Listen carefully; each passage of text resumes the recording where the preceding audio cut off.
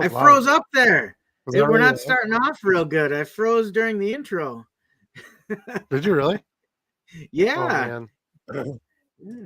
We'll see. We'll see. My computer might be overreacting to having a whole week off. Can you imagine? Yeah. We hadn't done that since we started. It was funny because I had said it just the week before, like, "Hey, we've never missed a week." And You I just did. You jinxed it. totally jinxed it. Totally jinxed it. Yo, yo, yo, YouTube back with a vengeance. You've got myself, the Dollar Box, Charlie, JC3 Cards and Collectibles, and of course, a couple of stews. Eh, It's Back almost like ready we to enter. practiced that. It kind of does, doesn't it? We totally didn't though. I don't think we're fooling anyone. No. Um, yeah. So, back after a week of unintentional hiatus, I got the vid. Um, so it was over. Boo. I know. I know. The only good thing is, yeah, you have to try to find a silver lining in everything, right? So I feel like my silver lining in this one is hopefully that keeps me out of being sick over the holidays, which is way Well, worse. there you go. Yeah. So it was a harmless week to be sick in light of I didn't have anything major pressing going on. Um, so it's never a good time to be sick, right? But that if I could pick a week, that week really wasn't that bad. Um, so from that aspect, that was okay. But yeah, it did it did set us back a week on the show here, so we didn't get to talk last week. Hopefully, we get our audience still tonight. Um, Sometimes all it takes is a take a week off, and you know people kind of move on or they're doing something else. So hopefully that hopefully Yeah. that won't be the case. Um, but I did try to let everybody know ahead of time. I tried to hang on, get through it. Maybe I can make this work, and it just wasn't going to happen.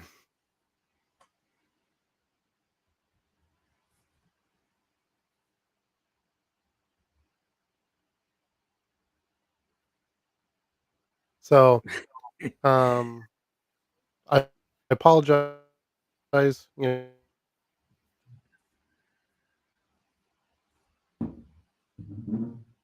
are you there?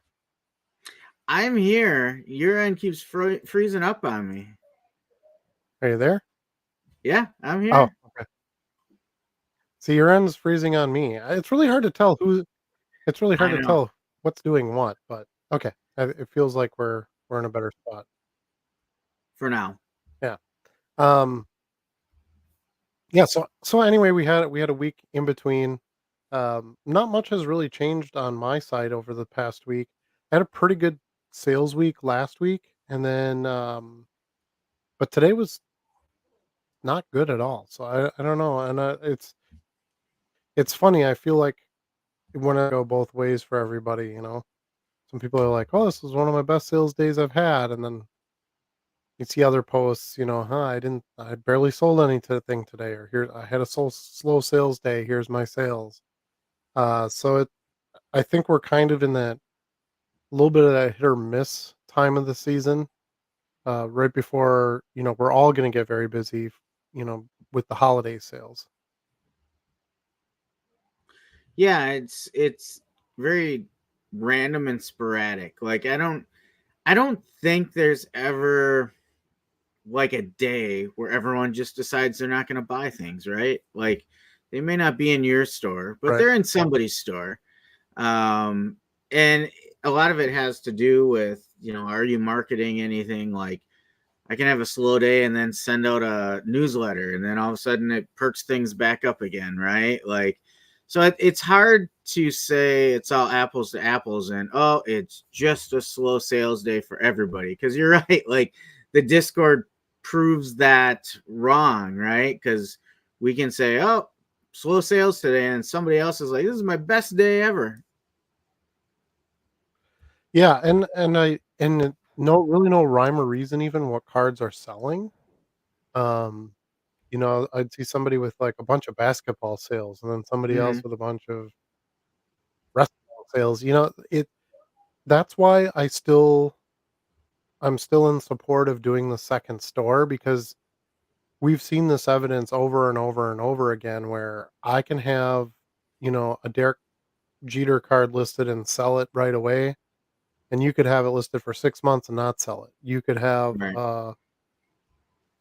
Tiger Woods card listed that I've had listed for a while and haven't sold, and you sell it right away. So it the eyeballs are so random, and I believe that the way eBay has it set up and you get into, like, a certain server pool and things like that, that maybe your buyers, aren't grabbing your item for sale right away. I don't know, whatever the case may be, but I feel like a second store isn't necessarily it certainly isn't detrimental, especially if Right. it allows you to add more inventory.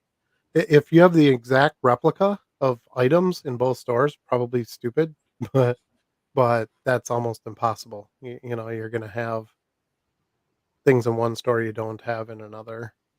Um, and I'd been doing that actually for a long time. When I was doing auctions regularly, I would do 99-cent Brett Favre base card auctions. I would do them on both of my eBay accounts. And I'd have one, like, let's say I listed, just to compare apples to apples, let's say I had 200 auctions in each store running. I would sell like, and let's say they were the exact same cards. I'd sell like 50 cards out of this one and 50 totally different cards out of the other one. Like, it makes no sense. You would think that that's how you would get replica sales, but it doesn't really work that way. So No. I've got plenty of inventory to build up a second one. Um, Listed a bunch of Sonic today. I haven't done Sonic in a while. Nice. Um, but I have plenty to list, so why not? It doesn't really cost you anything for the second store. Um, Other than the small monthly fee when you start out. So I figure I'd give that a shot and keep it growing. And that kind of leads me into Collex too. Do have you heard about Collex? I've heard of collects. Well, it's the same thing. It's Collx. It's Collex in my It's a head. play on the spelling. It's collects. What do we do in this The hobby? bad. We collect Why isn't it Colllex? because that would be a marketing nightmare. Oh, because The Collx polling is was more not? positive on the hip, cool COLLX. Gotcha. The testing groups were more responsive, huh? Look, I Um, learned a lot from Don Draper watching Mad Men. yeah, right, exactly. I haven't seen that show in a while, but it was really good. The, just looking for extra avenues on where to put stuff. I did start a Collects account and got some stuff on there. I've got some followers. I followed a few other people. Haven't made any sales on there yet, but um, that might be kind of like buysportscards.com. That's a good spot to just dump your ultra low end dime card type stuff because you can scan right to it. Now, this is my one big problem with that though. Like buysportscards.com, I was listing cards on there and they were paying me to list on there. Now, you couldn't list very quickly, although the app is pretty quick because there's only a couple of fields to fill. Yeah. However, um, like I said, you got paid for doing the listing. Now, the problem I have with Collects is, yeah, I can use a scanner, I can use Card Dealer Pro, but do I want to spend my scans putting my cards into Collects? Not really. This because now you're not getting paid to list, you have to pay to list. Yeah. That's a little Um, different. yeah. Um, so I'm gonna put my focus on the second eBay store, and then I'm trying to work with eBay right now. I talked to somebody yesterday about eBay Live, being Okay. a part of eBay Live. So that's where I think I'm gonna put my focus, and I'm gonna keep I think my second store will be more of my, like, live selling platform as I try to build that up, try to put in more stuff that would be supported with live sales and things like that, so we'll see, Right. and I don't know if they'll even let me choose. They might be like, "Well, no, you can't live sell out of that account, you can only live sell out of this account." I don't know, um, but that's something that I'm trying to put a focus on. So Yeah, right now I'm just go ahead. I I I tried well, not tried. I opened up a second store as well when they had that promotion going on paying us to list because they're trying to build up Mhm, their platform. But I got to be honest, like I have not increased my listings in there since that promotion ended. I'm kind of looking right now. What did I do? Oh, here they are. This is what I have in BSC right now. Just this little, little packet. mhm, And my thought was, hey, these are just going to be the cards that basically the stuff I would take to shows and sometimes 10 mhm, cent boxes, 50-cent boxes, maybe even a dollar box, but doesn't justify the extra fees and the shipping cost on eBay. Because right, I set a floor at $1.99 for my cards on eBay. Uh yep, okay, same, call me a liar. I have a few listings at $1.75, but usually that's after they didn't sell at $1.99 for 6-8 months, something like that. But I find I had a real heart to heart with myself over this. Like the promotion ended. What am I going to do now? Am I going to keep trying to maintain two different stores or am I going to continue to try and grow eBay? And right now, you and I are in two different worlds. You're seriously mhm, looking at a 60K listing cap, right?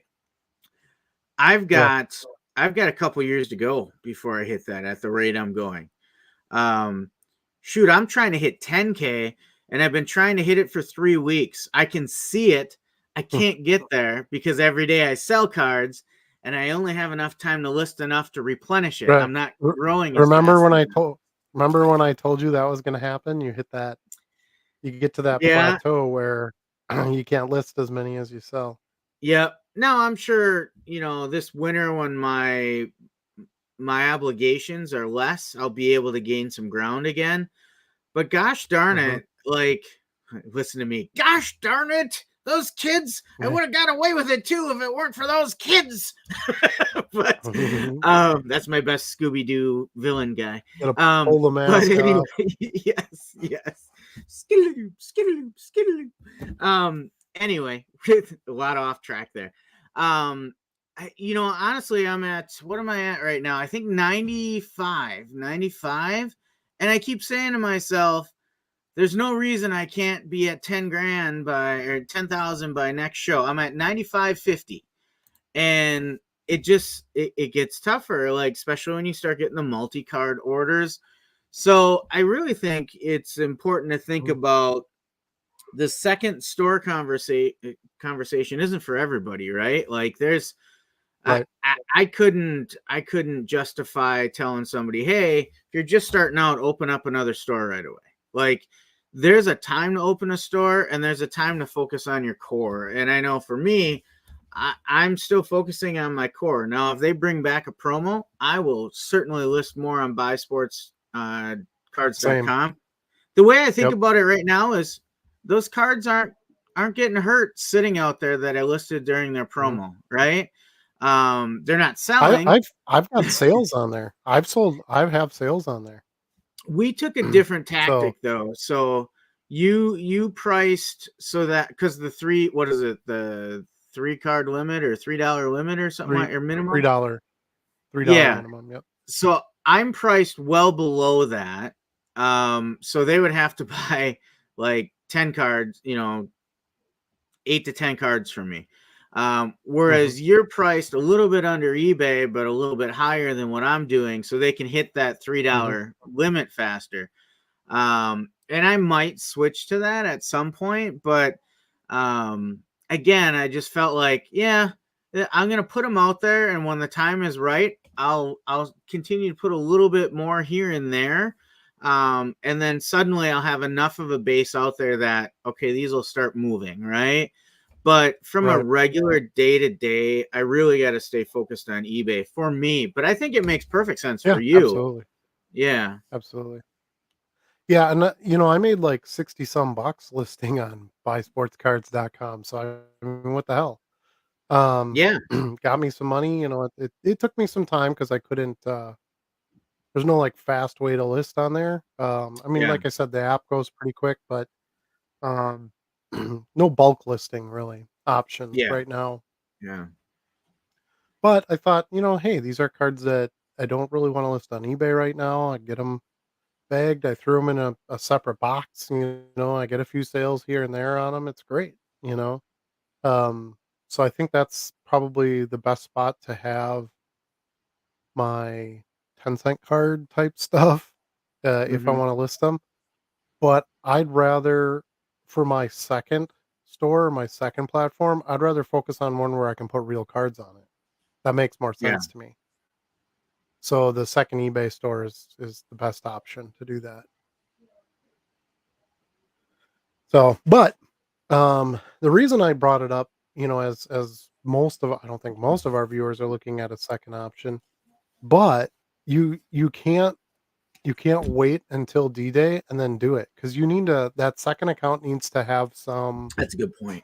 traction traction to it before you switch that. So even just open the second account. You don't have to open a store, so it doesn't have to cost you monthly. Just open the second account and throw like some auctions on there. Just get some feedback going. Get yourself the top rated, status Yep. so that if you do over the winter, have more time to get a bunch of stuff listed and you start getting closer to that second store number, at some point you'd have something built and ready to go. That's a really good Because point. yeah, because you can make your second store look exactly like your first one. The only thing that's going to be different is your username. So my background photo is going to be the same. I haven't done that yet because I'm not really using it that way yet. I'm selling other items on there. Hmm. So it's active and I'm getting feedbacks and I'm doing all that, but I'm not doing a ton of cards on there right now. But I've already set up my business policies and set up auto feedback and like all those annoying things you have to do. I Hmm. didn't want to have to do all that stuff at one time. I wanted all that ready to go. And Right. then all I have to do is change the logo, change the store name, you know, subscribe to a store plan. I'll just do the standard upfront, until I have enough listings and then I'll pay for another store, growth. Because there's no sense paying for a $60 store on day one. Um, but I'll do that. I'll get some auctions on there to get some attention to it. But it's going to look pretty much the exact same as my current store. Yeah. Um, And most people don't even know what my store ID is, or my username is because they know me as the dollar box, which Right. is what my logo is and what my store says and all that kind of stuff. So it's not like you have to rebrand. I don't have to make the dollar box two or, I don't have to do any of that. It's just a matter of carrying my brand to another login. But the customer itself won't know that difference. Yeah. The Yeah. only the only downside the only downside to it is, like, if I have a 10 card coupon running and they find 5 cards in this store and 5 cards in this store, they're not gonna be able to do that, but outside of that, I don't know how much hang up that would really be, Hmm. and fine, then find 10 in that store and find 10 in that store, and you can get the coupon in each store. Um, I kinda wanna run my deals congruently so that again when they see the dollar box the coupon is good in this store, it's good in this store, this is the discount here. You know what I'm saying? Yep. I Yep. want them to look fluent without being the same username is basically going to be the only difference. Now you can open as many eBay stores as you want, so in theory you could have a third one, a fourth one, a fifth one. If you have different um emails, right? Right, you have to have an email for each one, not that that's difficult by any It's measure. not hard, yeah. Um, but if this deems itself successful and I'm growing the second one and those numbers keep growing, maybe the third one then would make some sense, but that's that's in the future because as you've seen now, the more you get to those higher listing numbers, the more you get those sales, the more your numbers are going down. And the other thing is, remember, it's not like, okay, I built my first store, there, I'm done with it. Now I just sell Right. stuff out of it. No, I still have to list stuff there too. So now I have two stores really that I have to list in because the goal would be to always keep the I don't want to say primary account because that's the wrong way to put it. But the first store would be to keep that first store full. Yeah. I want to always stay around 60,000 listings with it. So if I drop down to 59,500, my next 500 listings are going in that store, not the new one. And then the new one is going to just keep getting built on as I have that current store maxed. That's my plan anyway. I don't know. We'll see how it goes. It might die before then, I don't know. Um, there's so much pressure, so much going on all the time, but uh yeah, assuming I've got the time to do it. I'm just about done finally with the inventory system. I have like 2 drawers of non-bagged cards left to go. I really wanna try to get that done before I hit the 60,000. I'm just to update everybody, I'm at like 52.8 right now. So, I'm still listing in there and I'm still growing that, but I'm going back to those drawers that haven't been, um, bagged, and I'm, finishing up the SKUs on those so that I have everything in bags in that first store complete before I'm really building on the second one and creating even more work for myself. No, you don't have to separate your SKUs either. That's the other beautiful thing. My SKUs go by date, so if okay, now I'm gonna scan in this stack and it's gonna go in my second store. Doesn't change anything. I'm still gonna go the next bag, the next number. It doesn't matter which store I'm listing in. Because when you go to pull it out of the bag, the store doesn't care what bag it is, or I don't care what store is in which bag, I guess is maybe a better way to put it. So if I pull up the orders for store number 2 and it says it's, September 10th, bag number 3, that doesn't look any different than if I sold it out of store number 1 and That's it's true. September 10th, Yeah. bag number 3. So, it doesn't complicate anything that way. So that's I don't know, to me, it just makes the most sense. And it is still by far the best platform to sell cards on. That I don't think anyone would argue with that. Um, if live selling becomes more prominent for me and or I'm doing a lot more auctions or something like that, maybe that would change some things. But right now, I still feel like my store sales have been my best business. Yeah.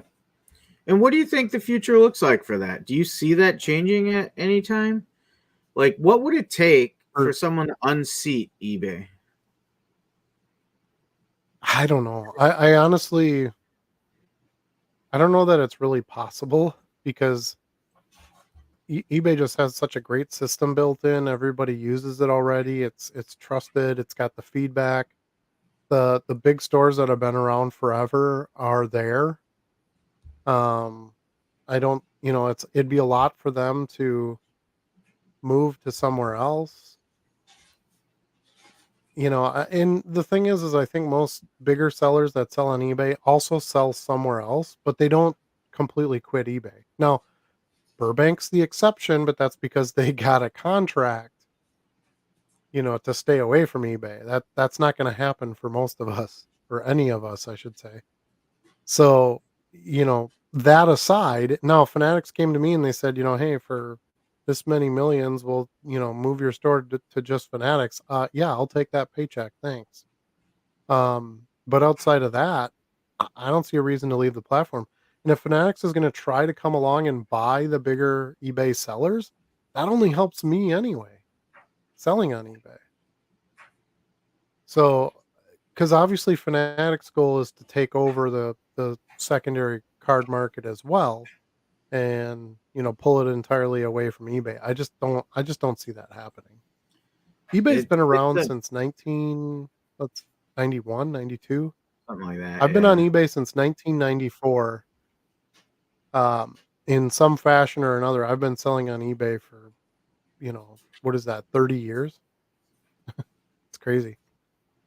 And, I've sold lots of things on different platforms. I run a Shopify store, um, for other items, and Yeah. there's being a reseller, a secondary market seller. I Yeah. don't think anything can beat eBay. Yeah. I have a hard time envisioning it either. Now, full disclaimer, I am invested in eBay, and part of my retirement is counting on it. But that is Yeah. not why I say no one's ever going to beat it. I don't I can't picture a model that would be better, and it would take so long to build it, I think. But people said that about lots of things over the years, right? It's always possible. IBM was too big to fail, right? Um, just somebody always thinks about things different and comes up with the next big thing. But I think what eBay does is pretty impressive. Like I don't it is not a one in one B marketplace out there. eBay is the king, in my opinion. Well, and the other thing you have to consider too is if somebody else comes along and they're doing pretty well, eBay doesn't stand aside. They've done a lot in the True. past few years. Now, do we want eBay to do more? Yes, of course. But they are not just a card selling platform. You can sell anything on eBay. So they can't just do everything that caters to us. Right. But they came up with eBay standard envelope. They were the first ones to do that. Now most of the other platforms offer that, but where did it start? Where did it come from? You know? And even at that, the standard envelope programs at other sites is not as good. The price isn't as good. Yeah, that's true.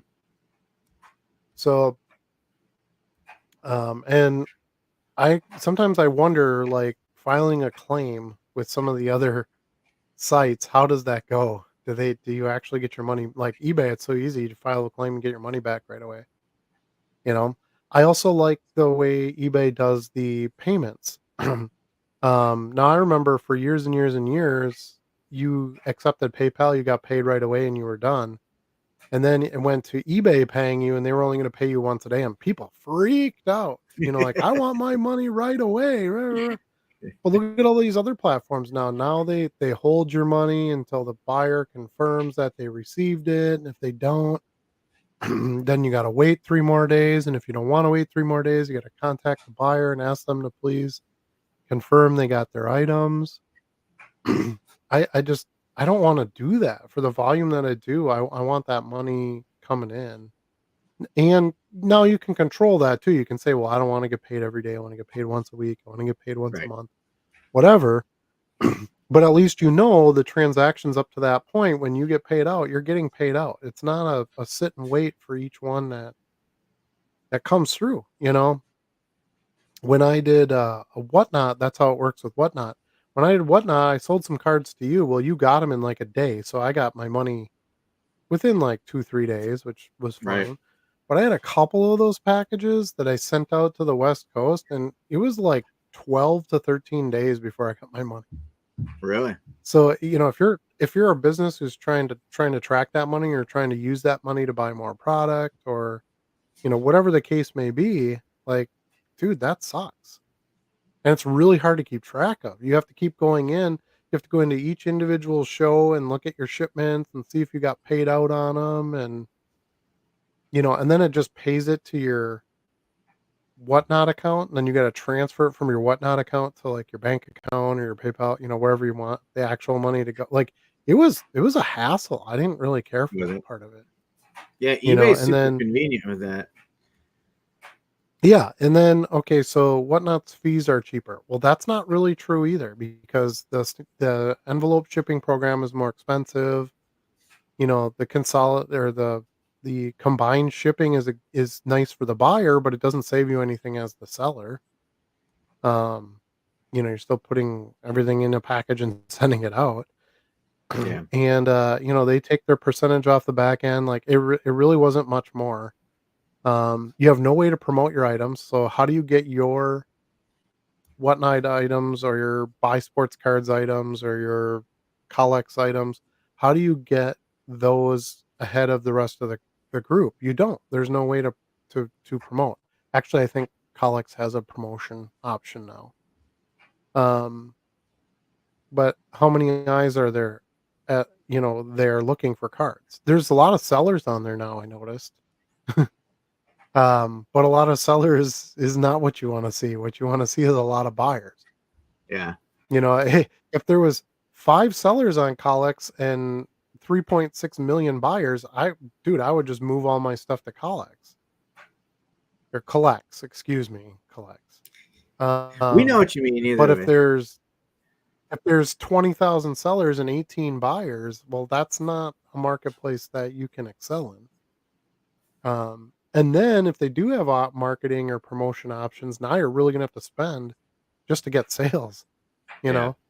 know? Um, I I th My take on this is everybody's looking for somewhere to go besides eBay, and I'm kinda just sitting back in my chair going, "Great, you leave eBay, and I'll stay right here." Yeah. You know what I'm saying? Like, the grass is greener, right? Like, you got these buddies you went to college with, and they're always, like, looking for the next girl and this and that, and it's like, "Dude, you got a great girl right here. What the hell are you doing?" You know? You know what I'm saying? You Yeah. know those types of Yeah. people? They're Yeah. like, "Oh, I could do better if I was just over here. I could do better if I was just over here."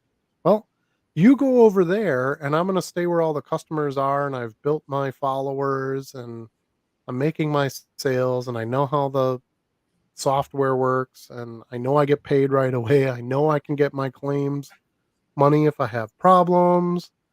Um, it just doesn't it just doesn't seem it seems like the grass is still green enough at eBay that I don't need to go somewhere else. Some people are always looking for the next best thing, though. It's just Yeah. it's, there are people that like consistency and stability, and there's people that are always striving for the next big thing, right? Like I had a friend from high school visit recently who I hadn't seen in years, probably 15, 20 years I hadn't seen him. And we were catching up, and he says to me, "I went out on your LinkedIn or your Facebook to look at what you've been doing all these years." He goes, "You only have 4 jobs in however many years, 30 years." I said, "What's wrong with that?" He's like, "Nothing, but I have like 40." I'm like, "Well, Mhm. we're two different people." I understand that the grass, everybody I know that leaves and goes someplace else ends up saying, "Yeah, I don't know. Looking back, I don't know if I should have done that." Right. And it's not just, I'm talking jobs Well, now, but sometimes it's not it's the your same choice. with this. Yeah. Yeah, Yeah. Yeah. yeah. That's true. 'Cause everywhere I went got bought out, and then it wasn't the Yeah. place that I started working. That's true. And then, you go to work for a place because you wanna work there. You like the environment, you like people that work there, you like their philosophy Yeah. or whatever. Then boom, they're bought out or they go out of business. Well, now maybe it's not the place you wanna be anymore. And that might happen with eBay. I Yeah. believe eBay is very solid. I mean, they have the longevity. Everybody who doesn't know who eBay is at this point, you know? Let let's say you knew nothing about baseball cards, right? And your nephew Mhm. comes up to you and he says, "I just want some Prism Mike Trout cards." And you don't know anything about baseball cards. Where are you gonna go to buy a Prism Mike Trout card? Other I than bet maybe I your can local find card that on shop. eBay. And that's what you're really trying to get to, or somebody who's first in the hobby, you know?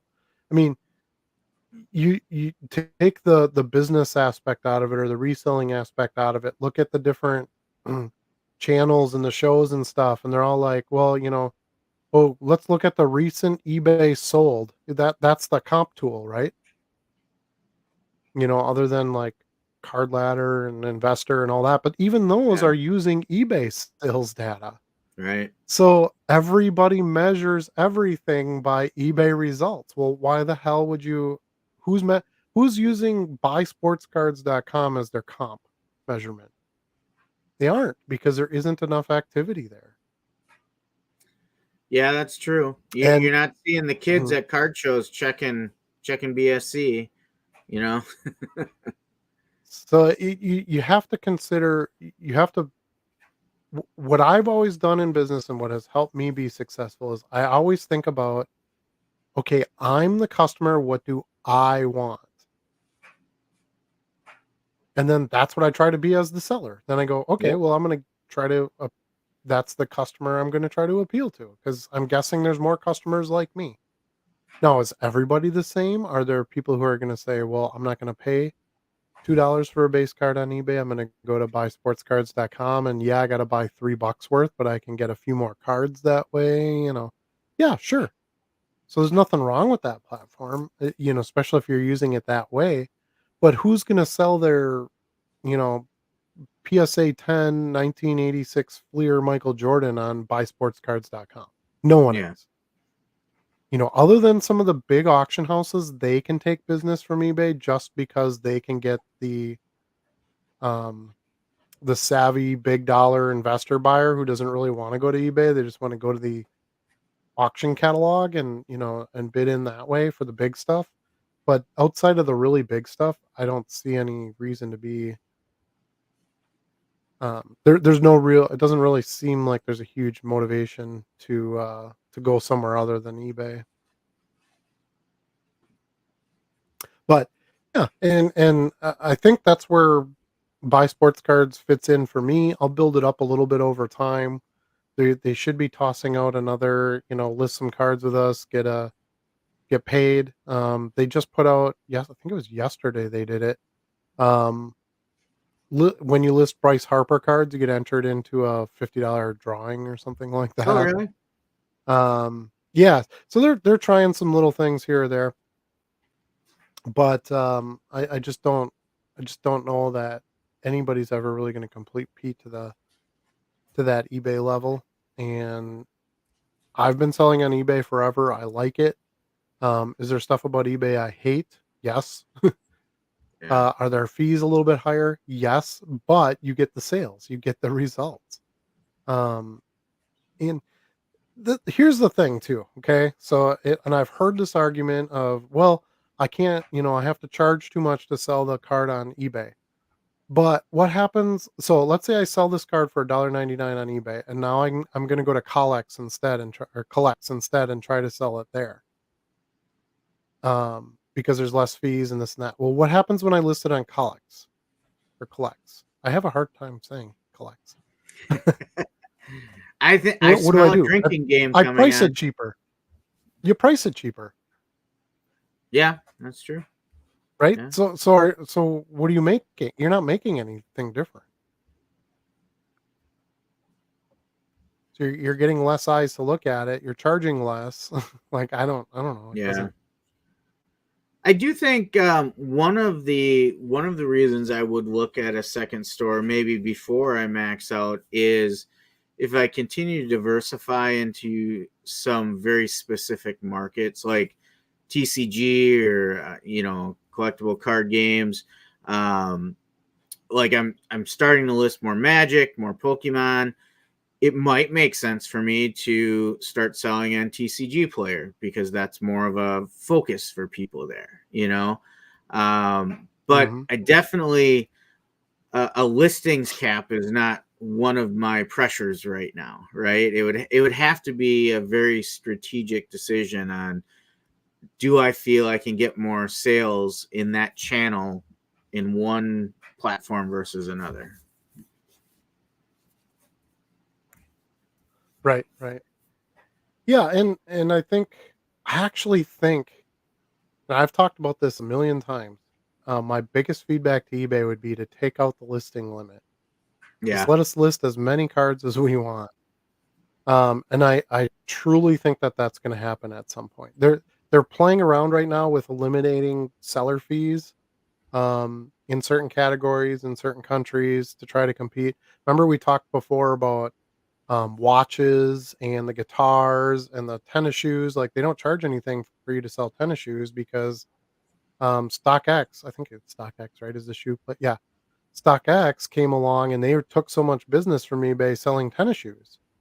That eBay's like, "Well, fine, we'll just eliminate the fees," and then people will sell on eBay, which of course they do. So, I have a feeling that, um, I have a feeling that some of those changes are gonna be more favorable to sellers going forward as there's more competition in the marketplace. So, I love sites like Collects coming along and, places adding, easy scan listing options and no fees, and Mercari totally dropped their entire seller fees off the table. Now the buyer pays. Um, I like some of those platforms coming around and doing some of those things because it is going to encourage eBay to be more seller friendly, which that's been an argument with sellers with eBay forever is that they are totally about the buyers and don't care about the sellers. They figure they'll get Yeah. the sellers. They need the buyers there. So you have to sort of ride it with them too and let them come to terms with some things are changing and they have to change along with them too. So, I suppose let's get to some chat. Probably heard from us Yeah. enough at this point, especially since we didn't get to hear from anybody last week. So how's everybody doing out there? Hopefully you had a good week week off. Um, we appreciate you coming back. That I don't intend to miss any more Wednesday nights. We had one Wednesday where Charlie couldn't be around, and I took it on myself. It's just not possible when I'm out because the show is on my channel. So we Yeah, it's didn't kind of have any way to work complicated around that. to try and work a swap. Yep, for sure. All right, Bill is here. Bill says, "Waza." I couldn't do that last week. It hurt too much. Ah. I was doing this because my throat Yeah. hurt, not because I was saying "what's up." So much better this week. Johnny says, "Evening guys. I was under the impression that you can list hundreds of cards an hour with Card Dealer Pro." Um, yeah, you can. I would say you can, It's possible. depending on what you're scanning and how they pull up. Yeah, there's some of them like I was just talking earlier about the Sonic the Hedgehog stuff. I was scanning those and a lot of them I'll were just pulling up fill as this like bad boy they're up and pulling up let it as rip. Sonic. Yeah, there you go. Um, well, to me, the bigger hangup isn't necessarily the scanning. Like the scanner does a great job. It's more Yeah. the card identifying. You have certain sets like I haven't done the Sonics before, so I scanned them in, and they do come in. It is recognized. There was a whole bunch of them that weren't even close. Some of them were marked as like stuff from a different set. Some of them Yeah. didn't say sticker. They weren't the sticker cards, which Yep. of course that's the ultimate things to scan in. So this takes, this is like I think 60 cards or so.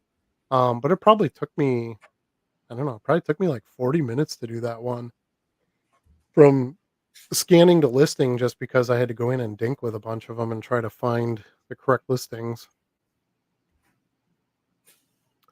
Let's see. Dan says, "Evening all. I agree with Charlie. During the summer, it is rough with extra adulting needed outside. Bring on the snow to keep me inside more."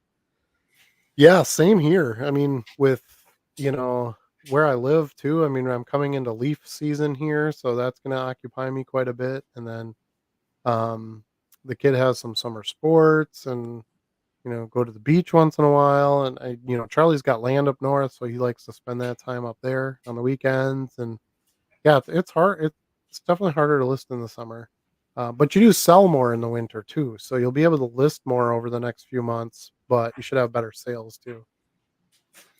Yeah, I mean, I essentially I push to try and get 2 hours a day in to my card business. And sometimes I'm Yeah, not able to do that, me right? too. Between a few hours of football, the regular office job, spending a little time with the family, having dinner with them, and maybe shuttling them here and there if they got some things going on. Like it is tough for me right now. But when football goes away, I get a large chunk of time back. And then, to Johnny's comment earlier, you better believe when I got that scanner that it can climb pretty quickly while I've got it in our you know shared custody of the scanner. And that's probably when I'll get over that 10 grand now. So um Yeah. we'll have to switch that out pretty soon.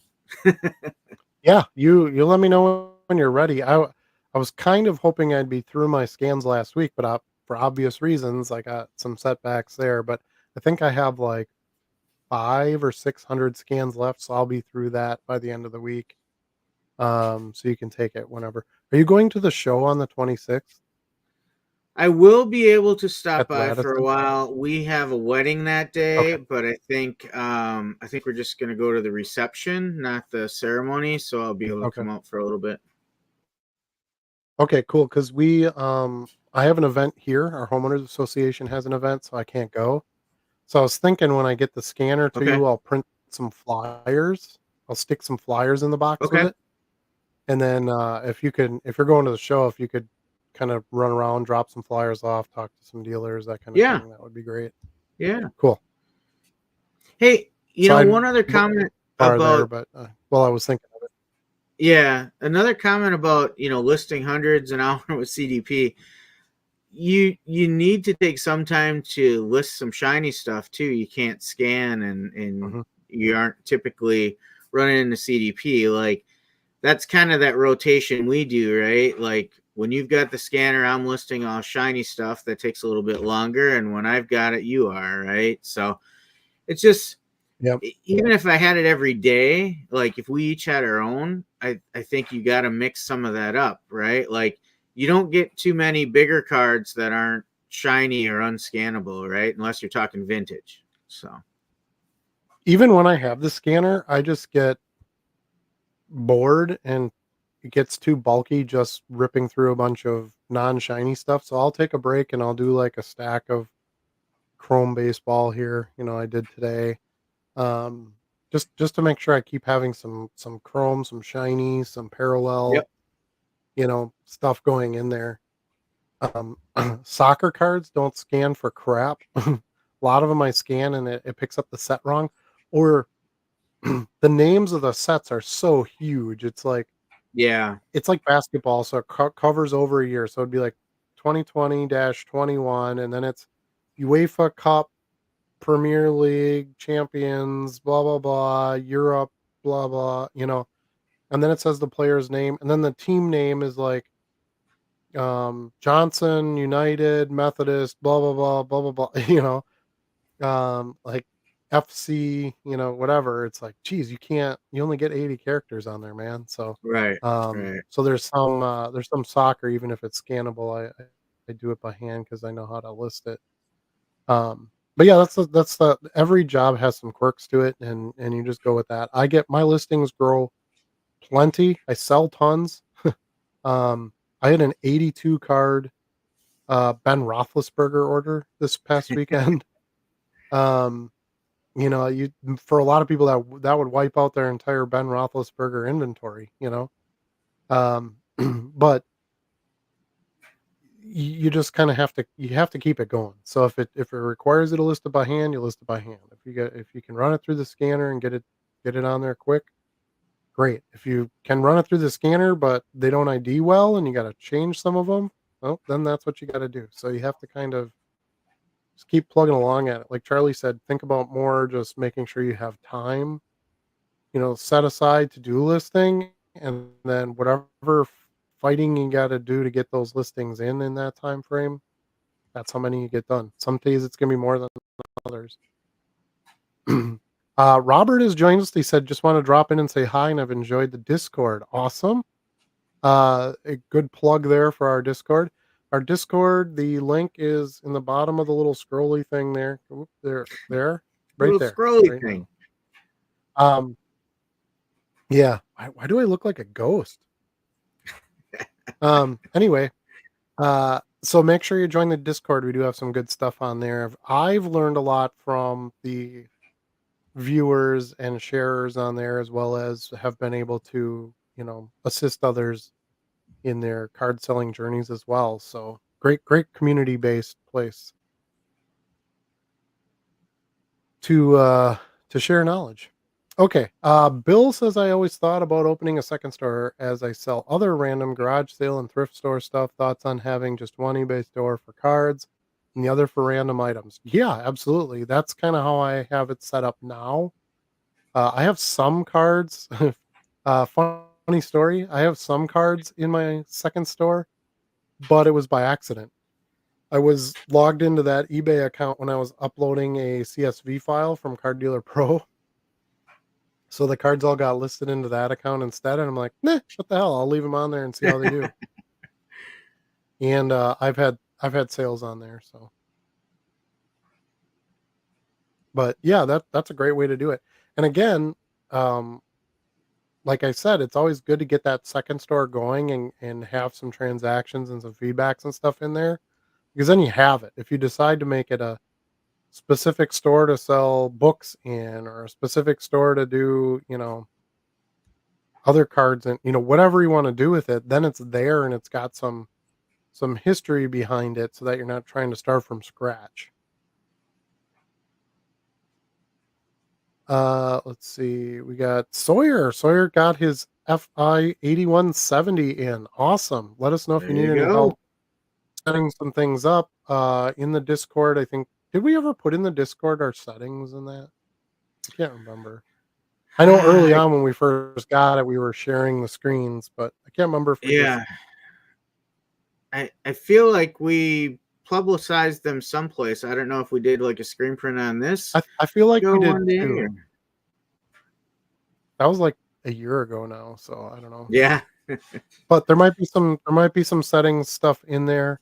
If not, hit us up if you need any help. Bo is on here. Bo, the guy with the horseshoe up his ass right now. Um, says he's using Collix as a secondary sales platform with inventory that I wouldn't put on eBay for the most part. It's way faster to list.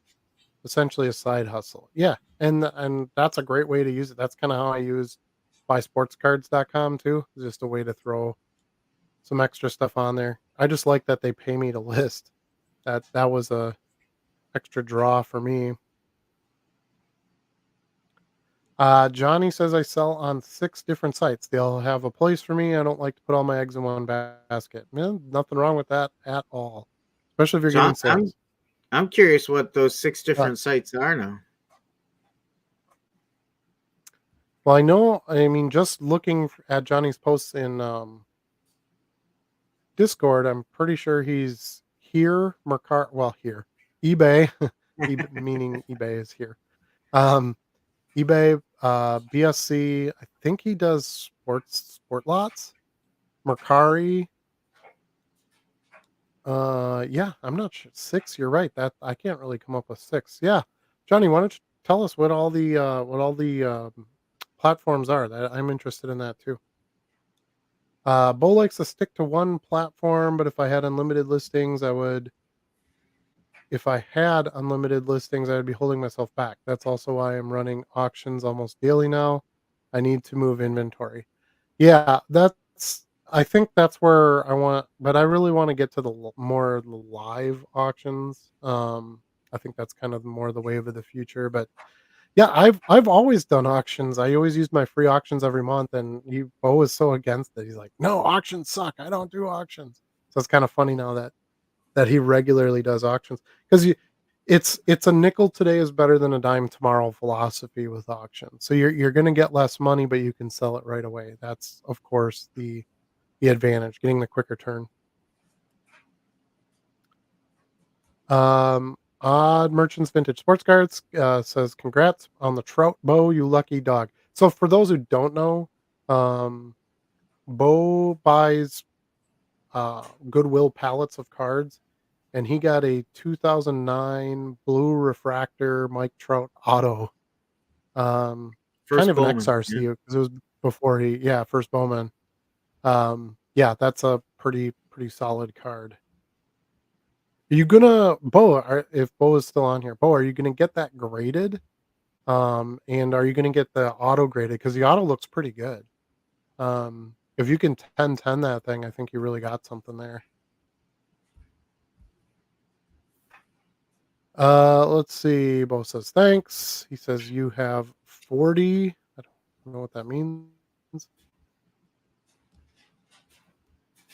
Um, Odd Merchant says those Goodwill pallets will be harder to come by. Loose lips sink ships. Yeah. Yeah, that might be. Everybody might be trying to get Goodwill pallets now.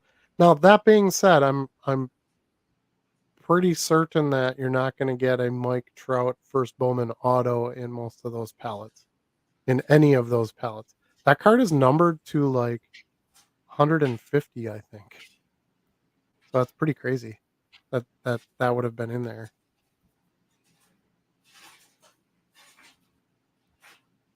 Let's see. Laughing. Bo says you have 40 commons listed on Collect. You're not going to sell them unless you add volume to your inventory. Yeah, I get that. I was just testing it out, getting some on there. I just mentioned I hadn't had a sale because I hadn't had a sale. Not that I've been pushing to get one. I understand. I understand, but $10,000 card and some publicity goes a long way, right? So he's replying to the loose lips thing. Yeah, I think you've made what you would ever beyond your wildest dreams would make off of a Goodwill palette. So, take it and let everybody else know. And if they want to run out and buy a bunch of pallets that aren't going to have trouts in it, so be it. Right. Johnny loves BSC. I've sold 155 cards out of 775 listed. Plan on building that site up after I hit the 10K on eBay. 1,500 more to go on eBay. Yeah, buy sports cards has been pretty good for me too. I haven't listed great cards on there, some okay cards, but I've had okay sales on there. So, um, but my eBay sales have been way better. So I'm still gonna eBay still number one no matter what. If I were to open a second eBay store, it would be for lots and auctions. Yeah, there you go. That's one way to do it too. Do different types of selling in your second store if you want. Uh, it's a beer bong for a scanner. It does kind of look like a beer bong. Heck It's yeah. a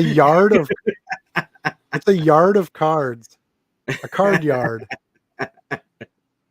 You need like a chain so you can wear that around your neck, and just have it loaded with cards and stuff. I That would be remember dope. I went to South Padre Island, Texas for spring break once, and we were kind of in the same condo as a bunch of people from U of I Champaign, and they brought a pickup truck out on the beach and made a 3-story beer bong.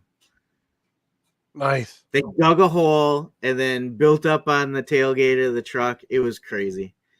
It was also a That, guy who went by the name of Hans Braunschweiger, who wore a ooh. necklace of bratwurst and condoms around his neck and wore lederhosen. Do you think he's still alive today? He's probably an attorney or something now. Yeah, yeah, right. Right. Yeah, he runs a Fortune 500 company or something. Good for him. Him and his bratwurst. Charlie, have you tried the eBay multi-lister with your phone? May want to try it. When you don't have the scanner, I'm listing 70 to 100 cards an hour with it. I tested it in beta. It was okay. I still like Card Dealer Pro better, so uh, I choose to list on there when I have the scanner. But um, When I'm doing shiny cards, I just do them one by one in the eBay app. I've been doing that forever, and I go really, really quick with it. I've gotten really good at it. I have super fast internet here, so that's how I choose to do it. There's no right or wrong. You just have to find out what tools work for you. Um, but anyway, question was directed at Charlie. Have you used it, Charlie? I have not tried it yet. So I remember a couple months ago there was a lot of chat about it, and at the time I went out and looked for it, and I think it was either it was just coming out of the beta to selected users or something. I did not see it when I looked for it, and I haven't gone back to really check it out further. Yeah, it was in beta testing for a while. A bunch of us got in on a beta program.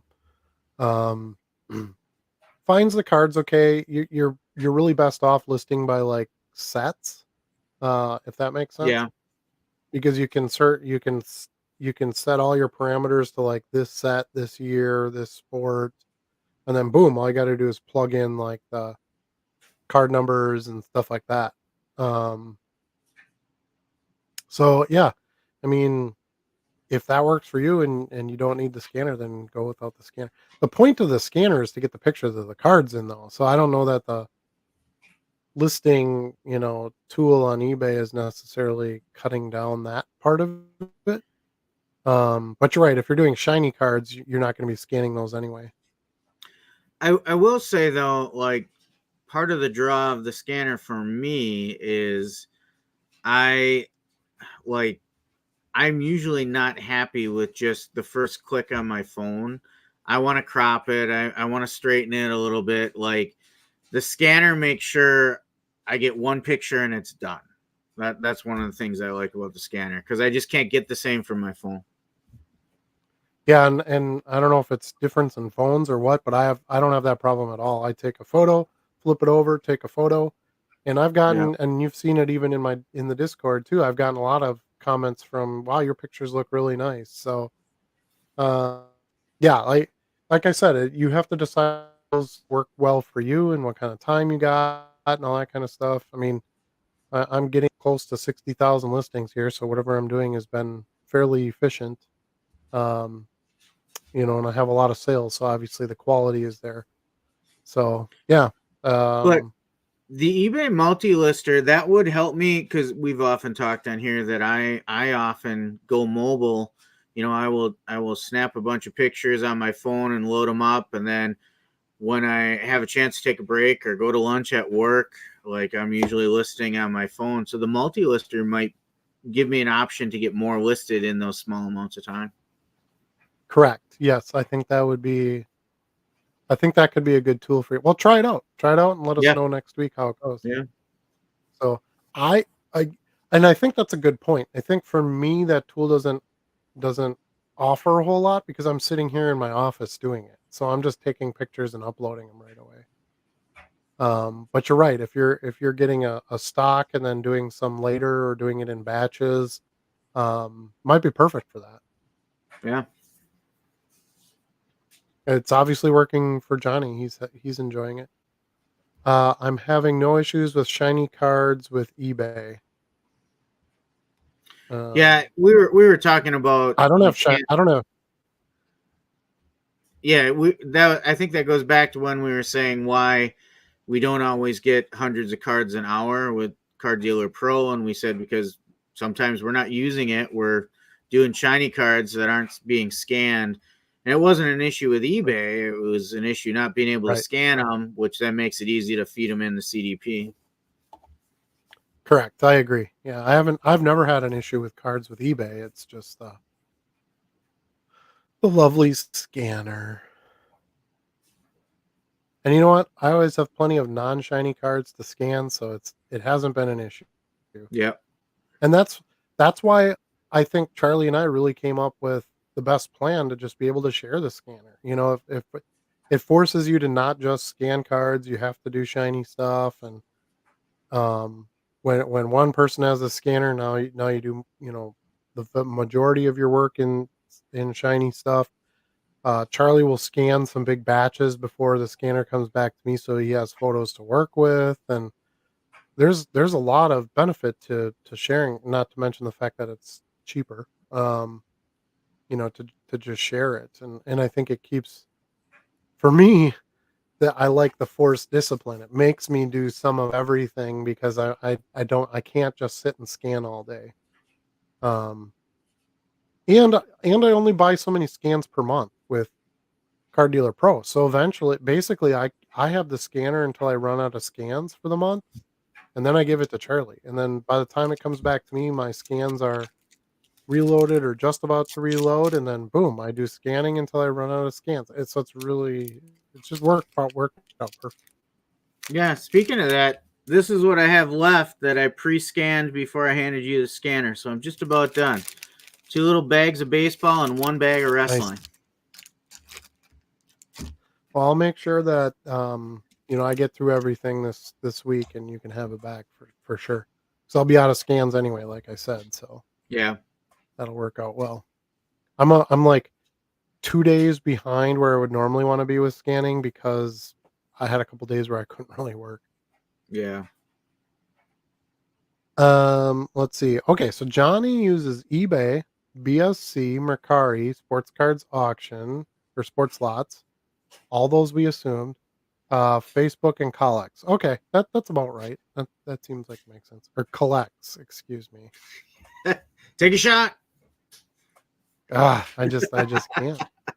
But I may not stick with collects. Yeah, it hasn't been my favorite place to be, but I like I s- to be fair in Bo's statement, well, we've only scanned in 40 cards. He's not wrong. I have. Um, and the process was okay. It is nice when you hit the button and it just automatically uploads. You don't have to take the CSV file and upload it, and so there's some nicety to that, but um, it's a very social media design. So you follow sellers, and sellers can follow you, and buyers can follow you, and there's like a front page scan of different cards that are being sold right now where they promote certain sellers and things like that. And I don't know. I don't know if that's my favorite way to do it. Bo still hates auctions on certain stuff. Haha. Yeah. Auctions are something. Sending off the PSA hoping for a 9 on the card. And yeah, a 9 would be amazing. It looked pretty good. It's hard to tell in photos, especially with a shiny and then a blue border, so it's hard to even see like corners and stuff, but it certainly wasn't all banged up or anything, which was No. good. You'd hate to get a card like that in a box and it's like folded in half or something. Could have been kind of a find. But yeah, pretty solid card. Um, like I said on your Facebook post, too bad it wasn't a couple of years ago. That card would have been it was huge. You probably could have done like 40,000 on that card. A few years ago when the market was hotter and Trout was hotter. He's kind of, coming down from his peak, but yeah, but still a big card for sure. I wouldn't mind finding one of those in a box. No, not at all. Well, good luck, Bo. I hope you get a 10. Get a 10, sell that bastard, and swim in the dollar bills. I don't know. Whatever it takes. How would one go about bulk buying from Goodwill? So we've got a bulk uh, Goodwill pallet question in here It's a already. run on So Goodwill Goodwill has a pallets. bidding site. You can right. Um, Goodwill has a bidding site. I don't know how Bo does it, but you can go on there and bid on certain things. I've seen different pallets of cards and stuff. He's bought them from time to time over the past couple of years. Excuse me, over the past couple of years. I haven't bought any of those.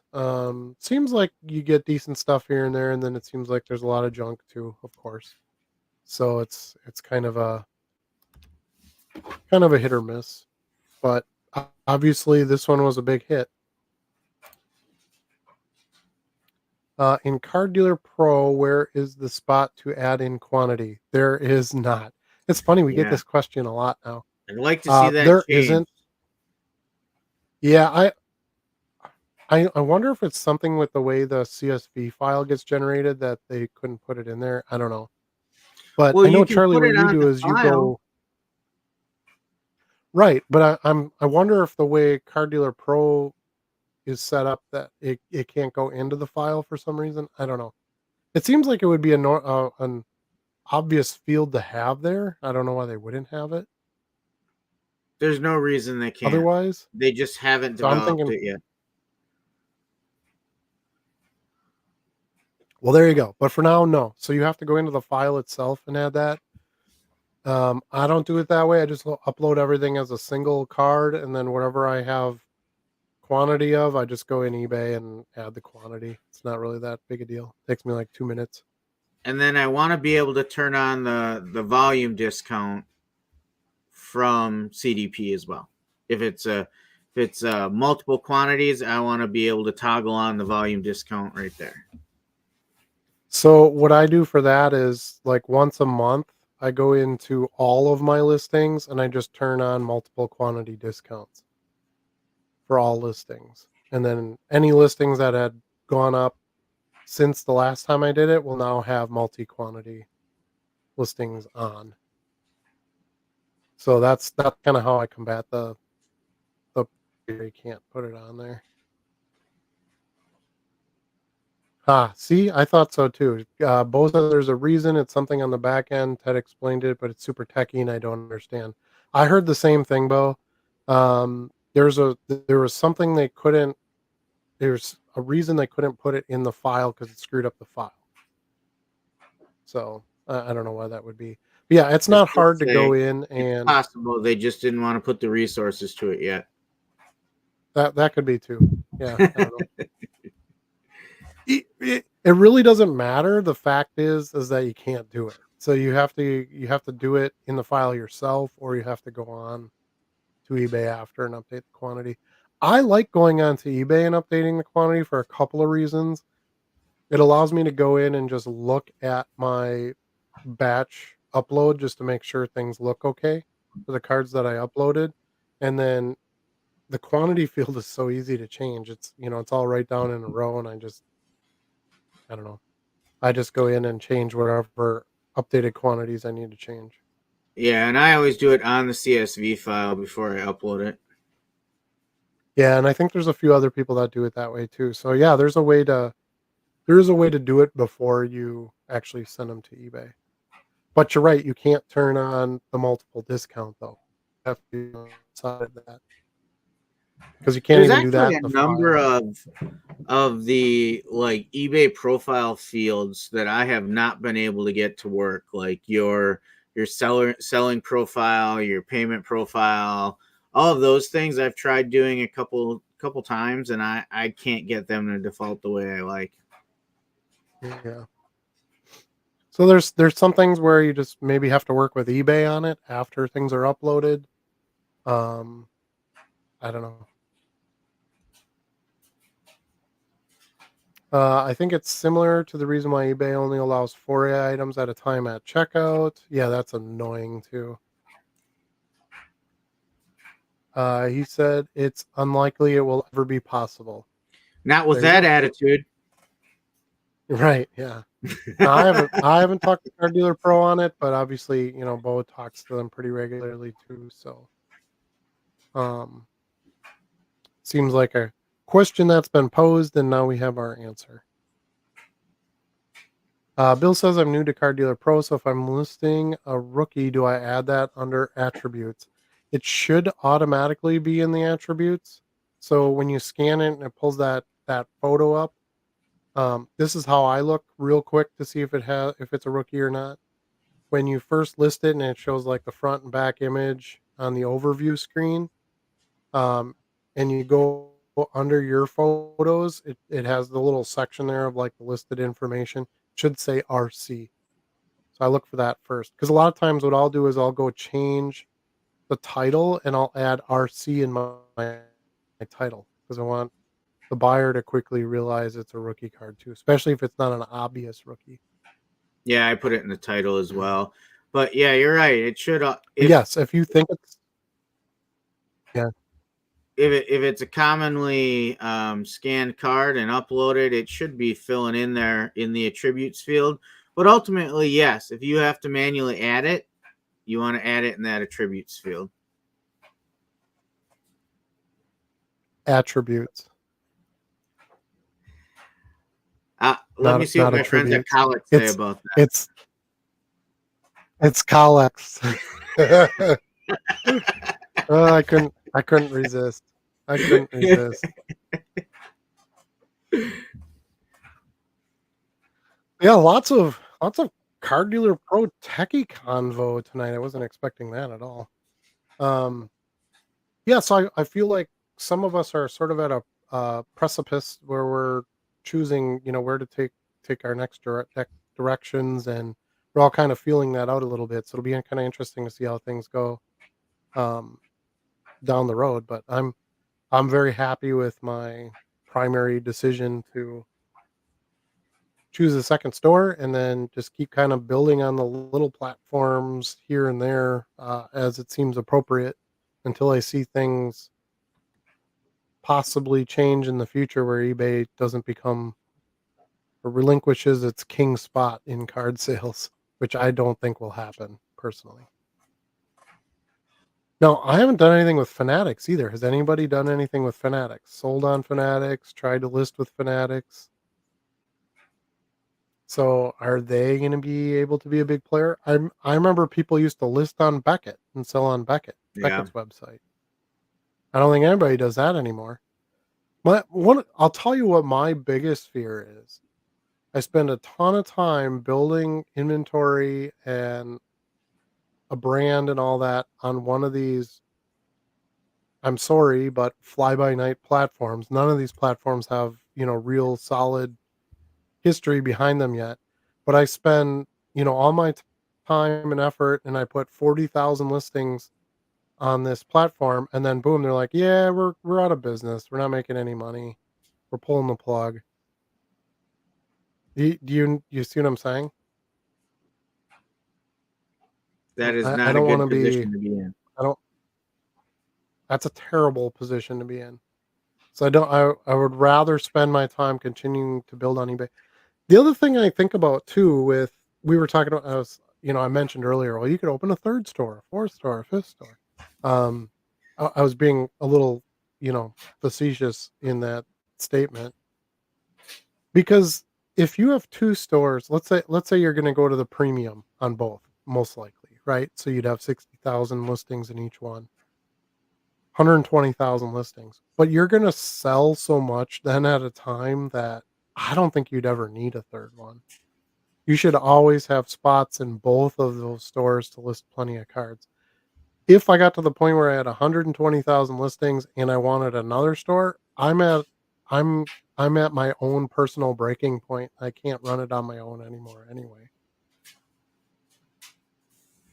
What I really want to do is build my own website like Greg Morris Cards has. That's my dream. Or Card Collector 2 has that too, although he has a shop too, but that would be what I'd really want to do is build my own like Shopify store or whatever, like I currently run for other stuff that I sell, and um, and be able to do it all on my own that way, and have the brand be built enough that you get the sales through your own website. Um, I'm definitely not at that point. Not enough people know who I am. I have some solid customers, but not big enough where I could just run it all on my own website. And so it just doesn't make sense. It would take too much marketing costs and advertising and all that. I'd end up spending more trying to get the sales there than I do just to let eBay charge me when I sell something.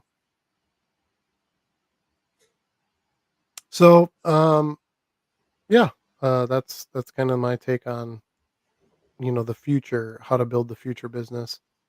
But not everybody's going to do it the same way. You have to decide what works for you. And even those websites, you've got like Burbank, right? We talked about Burbank. Well, they're still mostly a shop, like a giant shop sales. and Yeah. then they had this huge presence on eBay, and that's how they did their sales. And you've got Greg Morris Cards does primarily eBay, but they have a pretty good website that sells a lot online. I don't think they do really anything in person, and they mainly do set breaks. They're not buying collections, things like that. They're buying completed sets and then breaking them up and selling them. So they do a lot of vintage and that kind of thing. So if you take even like some of the more top sellers, they're doing things differently too.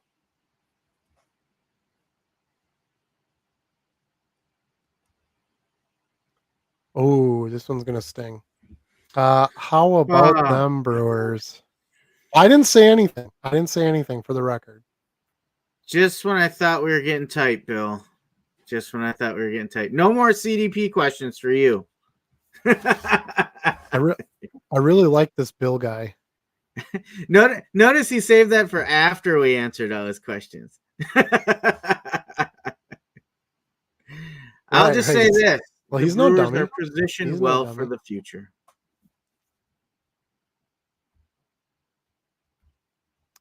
Okay. So Sal Frelick for MVP, is that what we're saying? Jackson Churio looks to be worth every penny. Yeah. Well, so that's the one bad part about a young team doing well is they're eventually all going to want money, and then you got to sell everybody. That's Yeah, what but they happened to the already gave Cubs. him They were money. good. He's going to want more, and I think Yelich is up for a contract too, isn't he? Yeah, but he's pretty much So done. That back is so bad that you know he's going to be a it's coach hard. soon. I It's think. still going to be hard to replace him. He's not a dime Yeah, a dozen player either. yeah. Yeah, I mean every team struggles with the same things, I suppose. What up? What up? Don't really have any questions tonight. Just going to listen in. Love it. Welcome, Lions fan. Happy to have you here. You're not joining too late because I still have, No. let's see, 43% battery. I'm really cooking tonight. Wow, that's I have so much impressive. fat. I know, isn't it? But it's only 9:30. That's Bo says realistically, you shouldn't need a second store if you're listing sellable items. Hmm, an interesting point. yeah, there's positives and negatives to this comment. You really never know what's gonna sell. I sell some weird stuff. Yeah. What did I sell today? I sold no. Um, this isn't a card that I would list 1,000 of, or try to get a sale of every day on it. Where is it? I had a weird one today. I sold some 007 puzzle cards. Those were kind of interesting. So I sold a 1993 Wizard Mike Allred's Mad Men Creators Portfolio card. Very random card. I don't know, probably can't see that. But a lot of people would say, "Well, that's a dime box card." I got $2.99 for that card. So if I Yeah. hadn't listed it, I would be $2.99 lighter today. So I don't know. I still think as I list more cards, I get more sales. The dollars go up. Um, I I don't think I want to just list whatever is the appears to be sellable card either. Um, but yeah, I mean, I definitely when I go out and I'm buying cards, I'm looking for cards that I can sell. So I'm buying Patrick Mahomes, and I'm buying, just like everybody else. You're obviously gonna your most of your inventory buying is going to be things that you can sell, but you'd be surprised at a lot of the stuff that will sell. I buy a ton of non-sports stuff that people don't think will sell, and it sells. I sold a John D. Rockefeller card from Topps American Heritage the other day, and I remember saying to myself, "Am I getting too cocky picking this up? Nah, I think someone will buy it." And it took 6 months, but they did. Mhm. Yeah, exactly. And what I like about those sales is while I'm making the Mahomes sales and I'm making the Ben Roethlisberger sales and all that, I'm getting those other little sales all plucked in there, and it just helps, um, you know, keep your sales up there. Let's see, will you be able to keep up with mailing and not lose top rated seller plus status? 300 to 400 mailings a day would have to wear on anyone over time. Yeah, that was exactly my point earlier when I said, like, you could technically open a third store, a fourth store, or a fifth store. Yeah, you'd get to a point where you'd have just too much work. Not Yeah. just the listings themselves, but the actual, filling of the orders and stuff. So, um, no, I couldn't. I think 2 stores would be more than max. Um, I do have someone who is looking to work for me just for some extra hours outside of a regular job that I trust that could come in and do some of that for me. So I'm trying to build to a point where that becomes a reality, because that would help me. I could pay someone a bit to do some of that part of the work. Now, my inventory system, that's why I've been putting so much effort into getting that done, because that's the game changer. That makes everything so fast. I don't know if you've seen a couple of my recent videos where I show pulling cards, um, but you can pull a lot of cards pretty quickly and get them shipped out. Yeah, 400 mailings a day kind of blows my mind. I don't think I could do that. Not as a single person.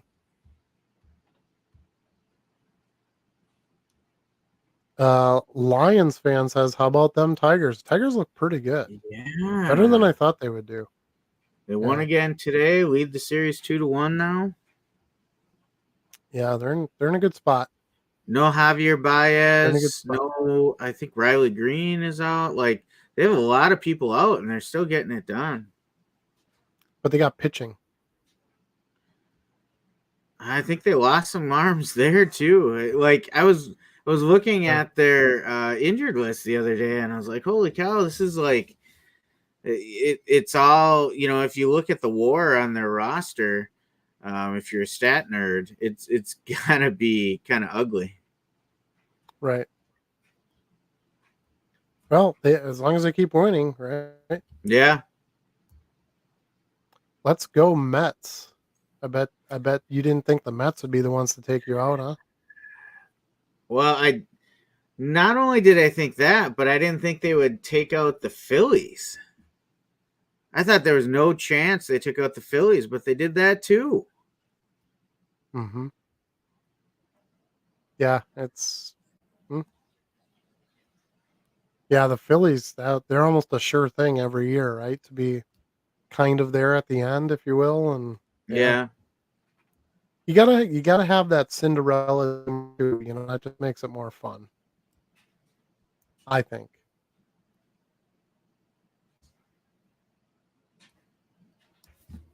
Bo says, "Here's the thing. Would you list 60,000 of those random cards?" I would not. No, No. we just talked about that. I still primarily list Mahomes and, uh, you know, the obvious ones, right? Jeters and that kind of thing. Those are still gonna be my biggest listings. But, okay, so here's my take on that. So 60,000 listings is such a still a small sample of what we can sell as low-end cards. I could probably carry 20,000 Derek Jeter low-end cards alone. He has so many cards out there. So, do I want a store of just all Derek Jeter cards? Well, no. So, I think that 120,000 count, um, feels like the right amount to be able to consistently list a lot of different things. There's a lot of gaming cards that I haven't gotten enlisted yet. I have a lot of Garbage Pail Kids stuff that I wanna pick up. Those sell pretty well for me, and there's a lot of the earlier sets I don't have. I wanna get those and list those. So there's plenty of quality sellable inventory that, um, I don't have and haven't been able to list yet that I still want to, and I Yeah. can't at my premium store level, and I just the $300 a month to pay for the next door level for, like, I don't know, what is it, 25,000 more listings just doesn't seem like there's enough value there to do it. So the second store, keeping the same brand, buyers don't really know the difference. They're gonna see my logo and all that. They'll buy from me with confidence. I have a good feedback on that second store. It's at almost 800 or something now. Um, yeah, it's gonna be good. More listings of random cards you list, the sell through rate plummets.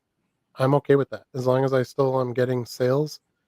And I like selling the random weird cards because I might be the only one selling them. So it might be a little bit harder to find a buyer, but that's a niche that I have.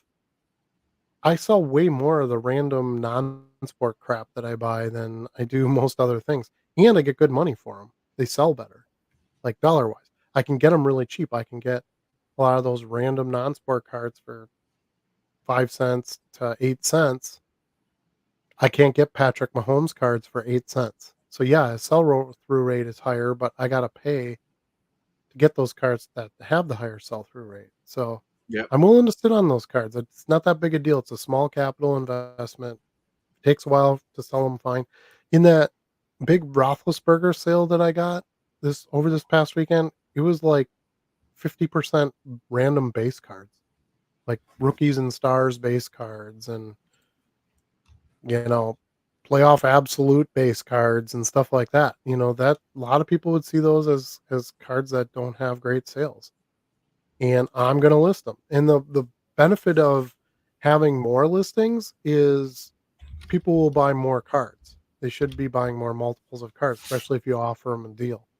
If you're not listing enough cards for to make it worth them to buy into the deal, you might not get the sale on the card that they actually came there for too.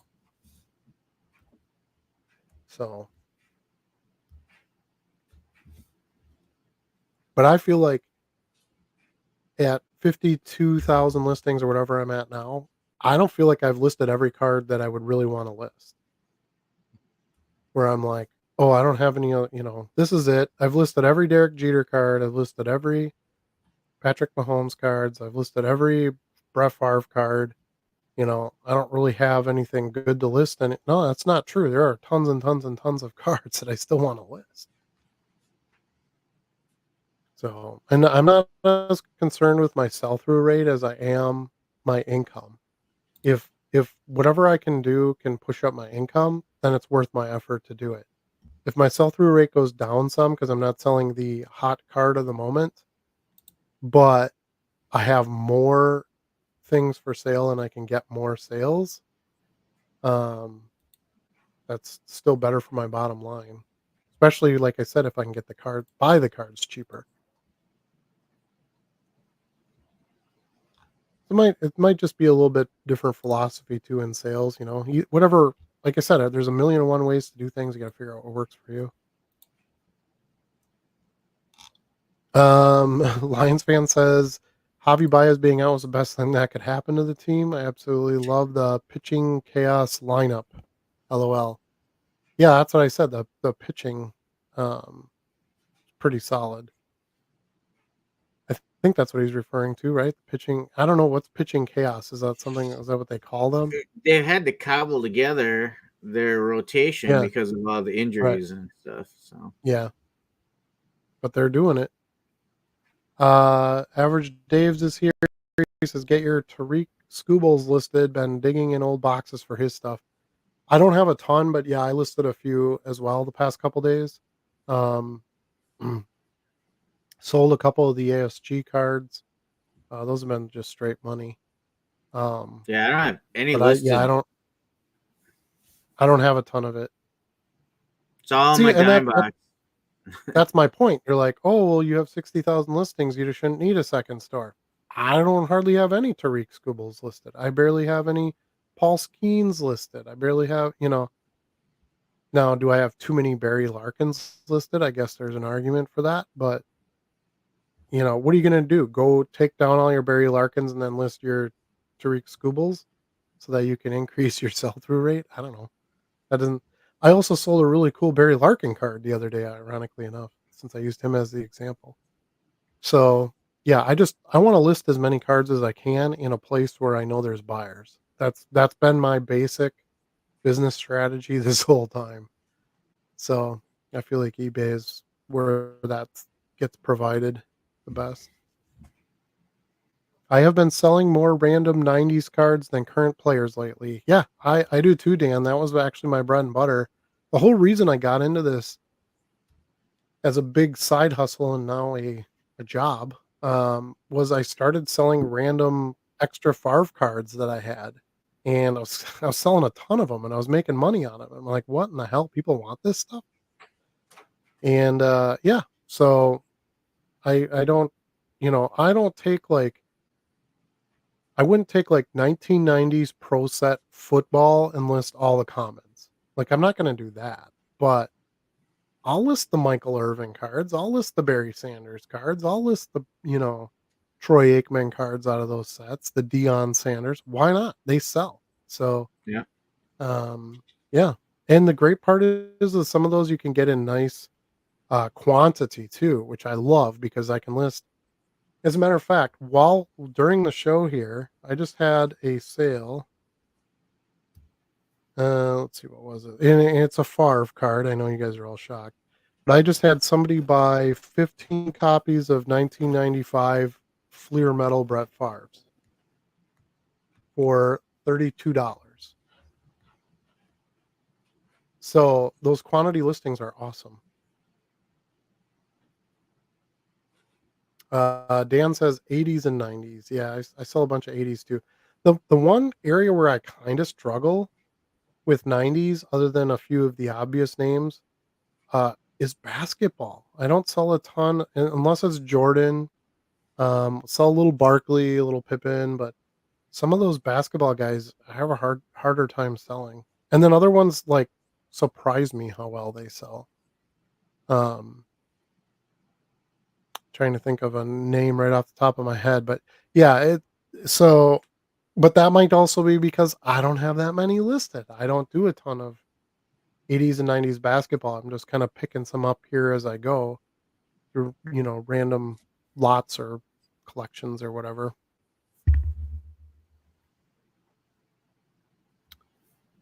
Let's see. I found a rookie of his in a dime box for my PC back in June, so I'm loving life. I have a couple of his rookie autos and SPs in my PC as well. That's awesome. Timed it out perfectly.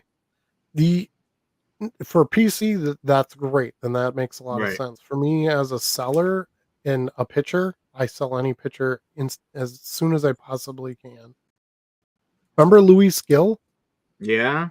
at the beginning of the season?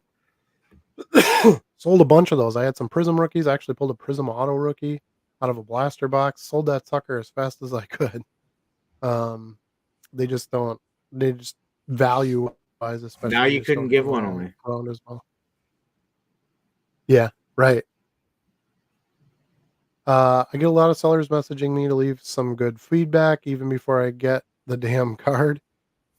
Is this the ideal way to get feedback as a beginner? Any tips? I don't beg for feedback. I never have.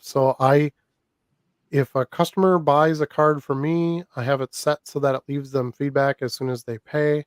I send the card out as soon as I can, pack it well, ship it nicely. I put my business card in so they know who I am. Um, and when they get the package, hopefully they'll leave me a nice feedback. But if you're doing enough volume and stuff, the feedbacks will just start piling up, and it won't even really matter. Once you get Yeah. to kind of a 4 or 5,000 number mark, most buyers don't really look at the individual feedback count after past that.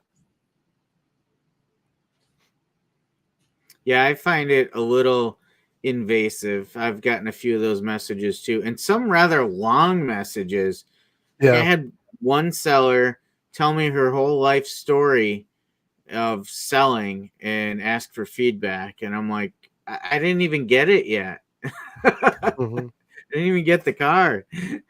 Yeah, and I don't know if that's something they have set up for automated or what. I would imagine that's not something they're typing out and sending to each customer, unless they don't have a lot of sales and they're Yeah. just, trying to get that feedback. I don't know, but no, I don't do that. I don't spend much time on customer service that I don't have to. Yeah. And And no, Eli, what I I would won't. tell you as a tip, and especially as a beginner, is eBay has a feedback system set up that has become kind of a culture, right? Like it's Mhm. expected you leave feedback on purchases and sales. And most people do that on their own. So the best way to grow your feedback is provide a quality service and a quality product. Ship it Yep, promptly, ship it packed well. If you're buying, pay right away, and leave them feedback, and they're going to return, for you. But I don't think you have to do a lot besides the core business things, right? Like you don't yep. need to go out and beg people for feedback. It's gonna come. And that was gonna be my tip is make sure you leave feedback. If you're leaving feedback, you're gonna get feedback. Yeah, It's kind of a general rule. So, and don't put all of your entire existence on feedback because at some point you're gonna get a neutral feedback or a negative feedback. And yes, that's just part of it too, the longer that you do it. Um, so yeah, just keep plugging along, buy stuff. I actually think the best way to get your feedback count up when you're new is to buy stuff on eBay because the sellers are going yeah. to leave you feedback right away because they want their feedback. So go on there and buy a bunch of random, I shouldn't say random, but go on there and buy some stuff that you would be buying anyway. But just buy it through eBay or on eBay, and should get some pretty quick feedback counts that way. Bo says, yes, absolutely. Once I get closer to 60K, I'm going to be deleting stale inventory. Yeah, I don't really have that much that's stale. I will be doing more end listing sell similar stuff. Because you don't want to not list in your store either. So if I get to 60K, I'm just gonna do a bunch of end listings, sell similars for my listing for that day in that store, and then do any brand new listings in my second store. That's my plan.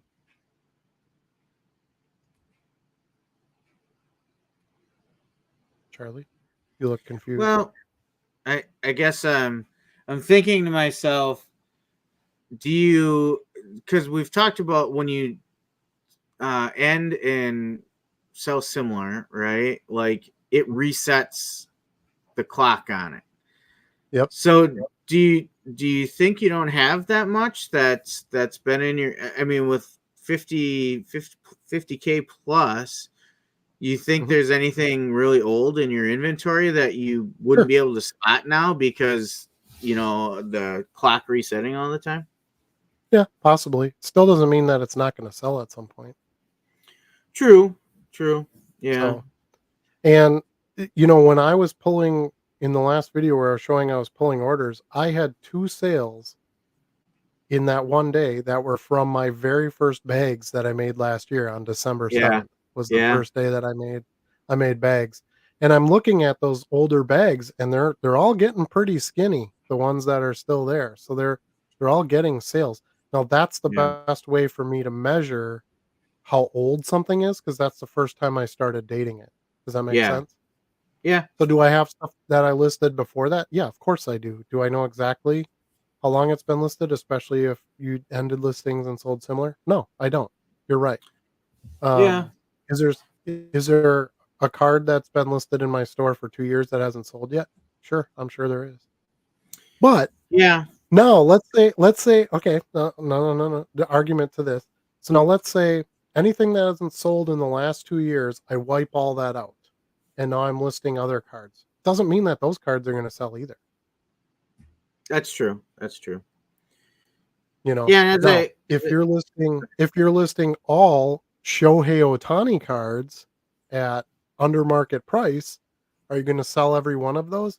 Yeah, you probably are. but that's not exactly what we're trying to do either, and Right. your margins start slimming. The hotter or the more marketable or the more liquid a card is, whatever you wanna call it, the more your margin can shrink on it too. Yeah.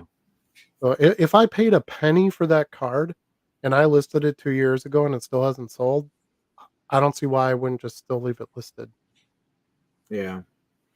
Yeah, and as I look over at my listed inventory, we started the SKU system with the bags in late December of last year. So I have one monster box that still has cards before we went to the SKU system, and I'm looking over there and I'm like, okay, I probably got 2,000 cards in that box yet that I listed, you know, a year ago or Year, more. You know, little less than a year um, maybe, yeah. but you know what? Every week I pull cards out of that box Right, and ship them out. You right, know, and you don't know which cards they're gonna be, that's the problem. right? You can't just say, "Well, I tried these cards and I know they're never gonna sell, so I'm just gonna delete these." Well, that's not true. Yeah, I just sold that random phantom card thing that I got for free that I never thought I would sell. I just sold that today, and it's probably been yeah, in my drawer for over a year, but I got $3 for that card. yeah, yeah, I get more money for that than I do for a base Brett Favre card, which, is arguably more liquid and marketable. yeah, So you just don't know. Um, and when you're offering, I like to try to sell based on discounts for quantity, right?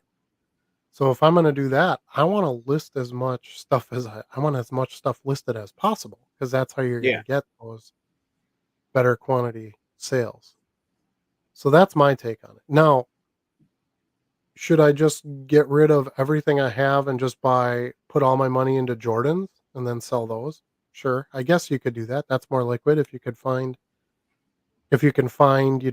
enough inventory over and over again, if you can buy it at the right price so that you can resell it for a profit. There's all those other angles to that. To selling something that's more liquid. But first of all, that's not fun, Yeah. in my opinion. Second of all, I think that leads to kind of a difficult situation on your acquisition side. Like right now, I can walk into a show and buy, five or six, 5-row boxes off a table for a few $100. Yeah. And I can list all those cards, and it'll take me some time to do it, but there's going to be plenty of margin and profit in that. So I'm not in No, I any do. hurry. I'm not in any hurry to get everything sold. I'm making money to pay the bills. Yeah. I'm growing, in my reasonable chunks over time to where I can manage it and not just get bogged down right away. And that's what I'm going to continue to do. And I'm going to use this second store to help me build on that status. I don't see eBay going away.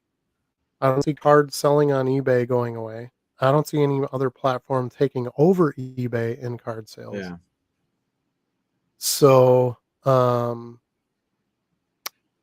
why would I fight to be somewhere else? At this point in time, I can always move stuff or build stuff somewhere else any other time that I want to. Now, So the other theory would be, okay, take down your stale inventory and list it somewhere else. Well, if you didn't sell it on eBay, what are the odds you're going to sell it on buysportscards.com? yeah, that is true. Maybe And better, I maybe do worse. Who knows? I do take some inventory down occasionally. But I usually put in a lot of effort before I'll take it down. So I might, and it's kind of sporadic. Like I might see something that catches my eye in the box and I say, "Oh wow, I really thought this would have sold by now. I wonder Hmm. why it's not." And then I'll look at, okay, what am I asking for it? That seems reasonable. Has there been any even views on it? Okay, there's not a lot of views on it. I might check the product research and say, how many of these have sold in the last, 6 months to a year? But then I might auction it. And then maybe it goes in an auction or I lot it. And then if none of those happen, then I'm like, there's no market for that. That's going in the dime box. See, now you're talking. That's exactly where I was gonna go next. All you have to do is change the strategy to get the sale. That you don't wanna I Yeah. don't wanna take it down. If I take it down, what the hell am I gonna do with it? Yeah. And why do you wanna spend your time taking items out of your store? I don't wanna do that. I wanna use my time adding to my store and I want to filling my sell it orders. out. And right. So what you need to do with that stale inventory is make it fresh, right? And that listing and sell similar, right? Get new eyes on it. I can't tell you how many times because I have all these cards that when I first started listing, I was like using like a white sheet that I was photographing them on. So I can see that white in the background as soon as a card sells, and I know how old it is then. Yeah. And I can't tell you how many times where I'll do a couple batches of end listings sell similar, and boom, I see a bunch of white background cards sell excuse me, sell within the next couple hours. And I couldn't tell you specifically ones will and would and won't, Hmm. but I wanna try to get that sale. So, what you can do is, like you said, take your next steps to try to get that sale. Drop the price on it. Yeah. Offer more discounts. Do a 50% off sale. Do a, you know, I don't know, use those as your little tags when you send your newsletter. You can pick certain listings or whatever to attach to a newsletter. Put in the effort to get it sold. Don't take it down. That's just my philosophy on it. So, um, everything will sell once it gets to a certain price.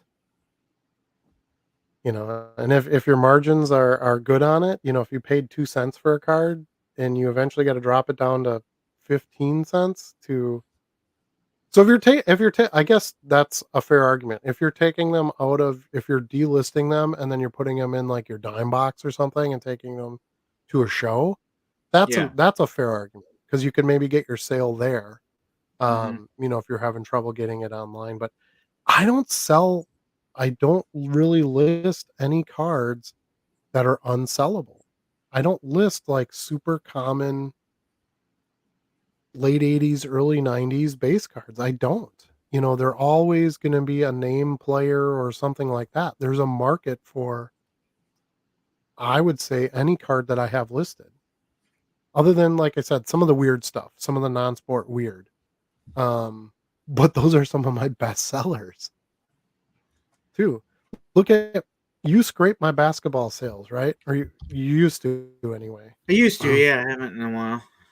Used to. I sell some weird basketball shit, don't I? You do. You do. I do. So now I don't want to delist those. I might be the only guy selling it. Yeah. So I don't know. Lots and lots and lots to think about at all times. Let's see here. The Lions fan, I wouldn't ever leave feedback as a buyer until I get the card. On that topic, I've been struggling with USPS updating tracking on a ton of recent orders. I kind of mentioned it in Discord today. I have one. I haven't had this in a long time, but I did have one order recently, within the last couple days, where I got a message from a customer saying, "Hey, the tracking hasn't updated on this thing in like 4 days or whatever," and they're right, it hasn't. Um, so it's much fewer and farther between than it ever was before, but yeah, that's just something that you're going to run into once in a while. Give it a bit of time. If it doesn't end up showing up, refund the customer, file your PIP claim, get your money back, and move on. That's just par for the course. One of the things Yeah. I worry about right now is all the hurricane activity. Yeah. I get an order and it's like, somewhere in the Florida Keys or something, and I'm like, do I even want to mail this? Speaking of Supposedly, a that, lot of the mail is going to get cut off and be held for a couple of days, I guess is how they do it, and then they'll forward it once the hurricane is gone, but I don't know what that does for our timing, and so we'll see. friend of the show, Peter, I believe is down in the Tampa St. Pete area. So hopefully he's doing all right down there. I actually just turned around where I have the weather channel on, and they have the meteorologist standing in the gale force winds right now, trying to hold it together. So it's pretty rough down there. Yeah, and I haven't heard from him at all in the last day or two. So you're right. He might be just trying to deal with everything he's got to deal with. So yeah, Yep. anybody who's down there or has family down there, we're all thinking of you. We do not get hurricanes where we are, obviously, but we get some pretty wicked stuff too that can take you out. I've had in my own neighborhood, I had an entire section of our forest with 200-year-old 60-foot trees get ripped right out of the ground. That stuff's nothing to mess with. It can trash your house. It can, people can drown, with that amount of water coming through. So yeah, do whatever you got to do. Be safe. And we'll be back on the chat in the future, and we want all of you to be here. So, um, yeah, I agree. Good call, Charlie. All right, where did I leave off? I don't remember now. I feel like I'm too far forward. I think we're up to Oh, here we are. Brian, I got 955. it.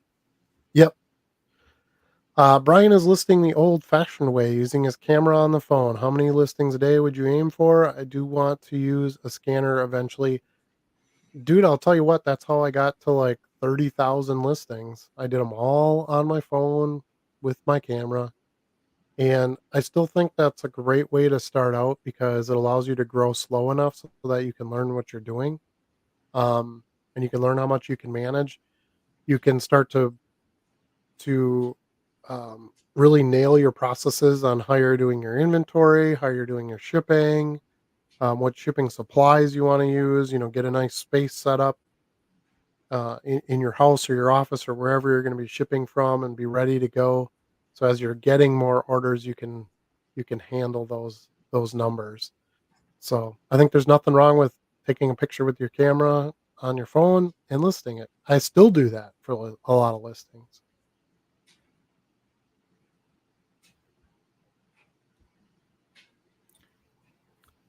Eli says, thanks to Lions fan. Two questions. One, what's a dime box? Two, can you send the Discord link? Thanks. Charlie did send the Discord link. It's in the scroll on the bottom, but here it is. I'll put it on the screen for you here. Um, okay. A dime box kind of can mean multiple things, obviously. It's different than a dime bag. Okay. Um, Dimebag maybe, Daryl? maybe. Yeah, basically a dime box. Charlie and I will talk about that quite a bit in the show. That's basically what we set up when we go to live card shows, in-person card shows. We just throw cards in dime, quarter boxes, 50-cent boxes. It's just the term we use for those types of value boxes. It's generally cards that you can't sell on eBay because they're too cheap. By the time you add in the fees and shipping and all that stuff. So, and that's where kind of goes back to, I don't really need to take down listings because I don't have listings in there that shouldn't sell. Because anything that shouldn't sell at an eBay type price, I already put in dime or quarter boxes. Right. Yeah, a dime box is simply a box full of cards that you sell for 10 cents a piece. And then, yes, there's the link to the Discord on the screen.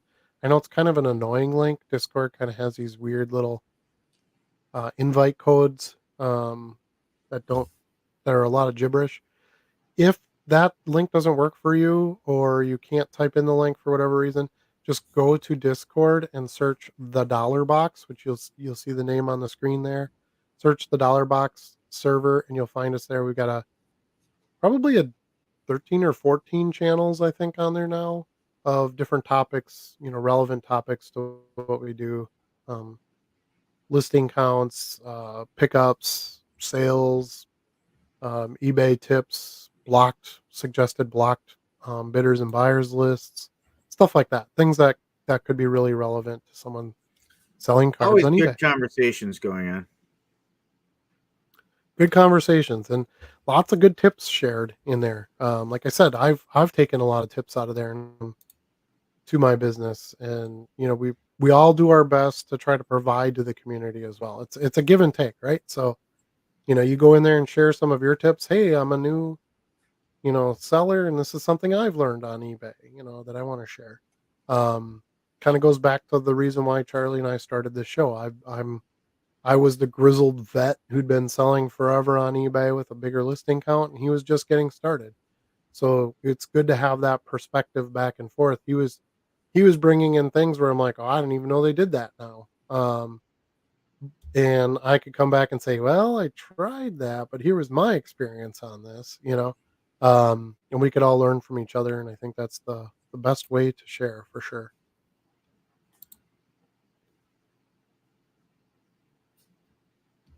Yeah, I was kind of wondering if a lot of the updating has to do with hurricane affected areas. I think he meant. I didn't pay much attention to that. It could be. They he's no he corrected it. Affected. That's funny. Um, yeah, I've been through this quite a few times, and we get it here with like snowstorms and stuff like that. But when they know a hurricane is coming, they have like some mail hold procedures in Florida where they will, not push mail through to an area where it's going to be affected by a storm of giant magnitude. So basically, the mail just gets delivered late. Is basically what I've run across in history. I would think that most people who are going to be buying cards online are not doing it this week while there's a hurricane coming. Um, for that, fact of, I really don't want anything shipped to me right now, but there's no guarantee there. And if you get a sale, you got to ship it. Now, if it never gets there, you did your part. You shipped it, it gets scanned for tracking, customer never gets it, you file your claim, and you get your money back. And again, just par for the course. Let's see where my battery's at. 19%. We're not doing too That bad. went We're getting close to fast. the end. You were at like 43, 47 when we checked I know. last. That was an hour ago though. Was it? Okay. All right. So 20% battery in an hour. Yeah, my laptop only gets like a total of 4 hours, something like that per charge. Yeah, I have a smaller laptop, so it just doesn't hold a whole lot. Um, Brian says, "Thank you. Oh Maybe boy. you all saw it, but Tropicana Field has lost its roof." Oh, I thought I saw Tropicana Field was set up as a shelter. They had thousands of cots in there when I was watching yesterday. That is not not good. anymore. Yeah. Hmm. Yeah, I hope people stay safe. I got a lot of friends and family down there, and we've been kind of all chatting, over the past few days of different plans of what everybody's going to be doing. I have a couple friends of ours that grew up. We knew them when they were in Illinois. They were in Chicago area, so like 3 hours from us. They just built their retirement home in Orlando 3 months ago. Their house just got finished, and they built in one of those like um hurricane proof communities. I don't Yeah. I guess that's a Yeah. thing. So like the ground is elevated, like they were built up higher, and they have like cinder block bases, and like I don't know, there's different like standards that they build everything to, so that they're pretty confident they're going to be okay. But I Yeah. don't know. I think if any storm gets big enough, especially if you're on ground, because ground can wash away too. Um, I don't know. So we'll see. Stuff can be replaced, people can't. So just be safe. K-Man Tropicana is having a rough month so far. First, the hotel in Las Vegas was demolished, and now that shake my head. At least they have got good orange juice, or they'd be screwed. Yeah, I guess they do have good juice. Can't say I drink a lot of orange juice, but okay, gotcha. Well, I just listed a crap ton of dime box value cards, a bunch of 2021 Donruss NBA base cards, store is at 700 at the moment, but I plan on building better cards moving forward. Well, and hopefully you'll get some sales on those. If you get some sales, you can take that money and buy some better cards and put those in the store. Your first Honestly, when you get started with this, you should take most of the money of the cards that you sell and buy more cards. Yeah. You should be able to get to a point where you can take the profits and keep the profits, but I wouldn't do that until you get a pretty good built store, um, where you're taking that money for yourself. You should be using that money to buy more inventory. That's my personal tip, um, if you're Yeah, trying to build this into a real business. and if it truly is a ton of dime box value cards, you probably want to look at setting up a multi-card discounts, some coupons, so that you can try and sell more volume in each sale. Yeah, that's been my biggest help for selling, more stale cards or cards that are more base type cards is, I don't price aggressively.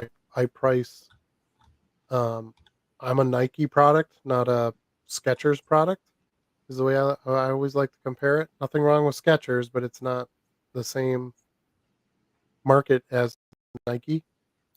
And what I'm willing to do is drop it down to the Skechers price if you're buying enough Nikes, if that makes sense. So that's been my strategy, and it's worked very, very well. 82 Ben Roethlisbergers can't be wrong. Fair point. Uh, Thank you for the link. You are welcome. I hope to see you in the Discord. We haven't gotten a lot of new names in there. I think we got like one or two this week. Um, yeah, I don't. Is there anybody new in here right now? No. So he obviously hasn't joined yet. But I just sold some Brewers police cards, so not everybody There has you forgotten go. about the Brewers yet. Craig Counsell cards. Great counsel. Ah, three different police Yeah. Craig Counsell cards. I love it. So a lot of people would say, "Oh, those are just dime box cards." Not for me. I got $5.97 for those three cards. There you go. That you can ship So for 69 cents. that I can ship for 69 cents. You're correct. For the postage anyway. Still got to pay for the envelope and whatever, but base cards with rookies pulled or not. See now, and I'm kind of the same. I get what Brian's asking here. I wouldn't list like all Donruss base cards from any set. I would list like the better name players. So that's kind of my take on that. The not as big a name players would just go in my dime boxes. So that's kind of what I was alluding to earlier, where I don't really need to take down any inventory because I haven't really listed stuff that shouldn't sell anyway. I started that early on. Remember, Charlie, when we were first talking about doing this, and I said, nope, I take all my cards that I can't sell for enough on eBay, and I put them in these boxes, and I bring them to Yep. these shows, and I sell Yep. handfuls of them, and that's been what's worked for me.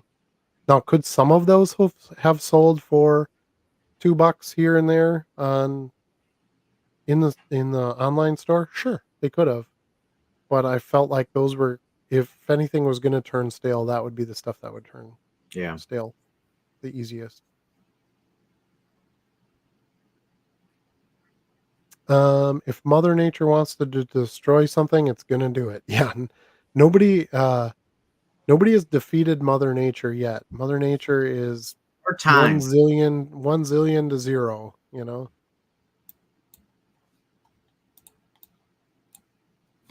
Stars, rookies, and inserts. There you go. If that's what you're putting in there. That's fine for base cards. Rookies and stars base cards are fine. You'll get sales for those. Maybe not a lot. And Charlie's right. What will help you is to offer multiple they can save some money on those individual cards. You can still make your profit on it, but they can get them for a price that makes more sense. That'll be more competitive with a buy sports cards or collects, type of a. The other thing about, well, Eli calls them no names here, is Mhm. you have to invest time to list those. So you have to think of your cost benefit of that. Is it worth Right. your time to list those that are not a good probability to sell? See, and that's where I think it got out of hand for people who started using a scanner right off the bat, because all you do is you scan everything, and I think Yeah. that's dangerous. You weren't discerning. You weren't looking at each, like Charlie said, well, geez, do I really want to take the time to list this, you know, Kendrick Nunn 8th year base Donruss card? Probably not. But if you can just rip them all in the scanner, throw them in Card Dealer Pro, and boom, they're listed. Now maybe you did, and that maybe still wasn't a very good use of your listing, and B, your time to list it, even though it was a very small amount of time. Meanwhile, there's a 1989 Barry Sanders parallel sitting in your back stock that you haven't got time to list. Yeah, especially if you have other things to list. If that's all you have to list, just list them. Why not? Who cares? Take a chance. See if you get some sales. But yeah, if you have other things to list, or you want to buy other cards to list, yeah, I wouldn't let those hold you up, at all. All right, we got one more here, and then I think I'm going to call it for the night because I can feel my sinuses they're starting to battle me for the All day, right. especially with all the talking. That's the one lasting effect I have of this COVID. I did test again yesterday, and I came up negative, um, which is good. Yeah. But I have this, like, kind of sinusy thing sort of sticking around. I'm trying to finish out. I was listing them all at $1.49, but I think I may just bring it down to $1 and add discounts like you guys mentioned. Yeah, I $1.49 might be tough if they're stars. I think $1.49 is fine. And even rookies, even if they're, quote unquote no name rookies, there are always buyers for rookies. Um, I think $1.49 is okay. Got to be careful. Well, I don't know. You talk, Charlie. I want to hear what you say first.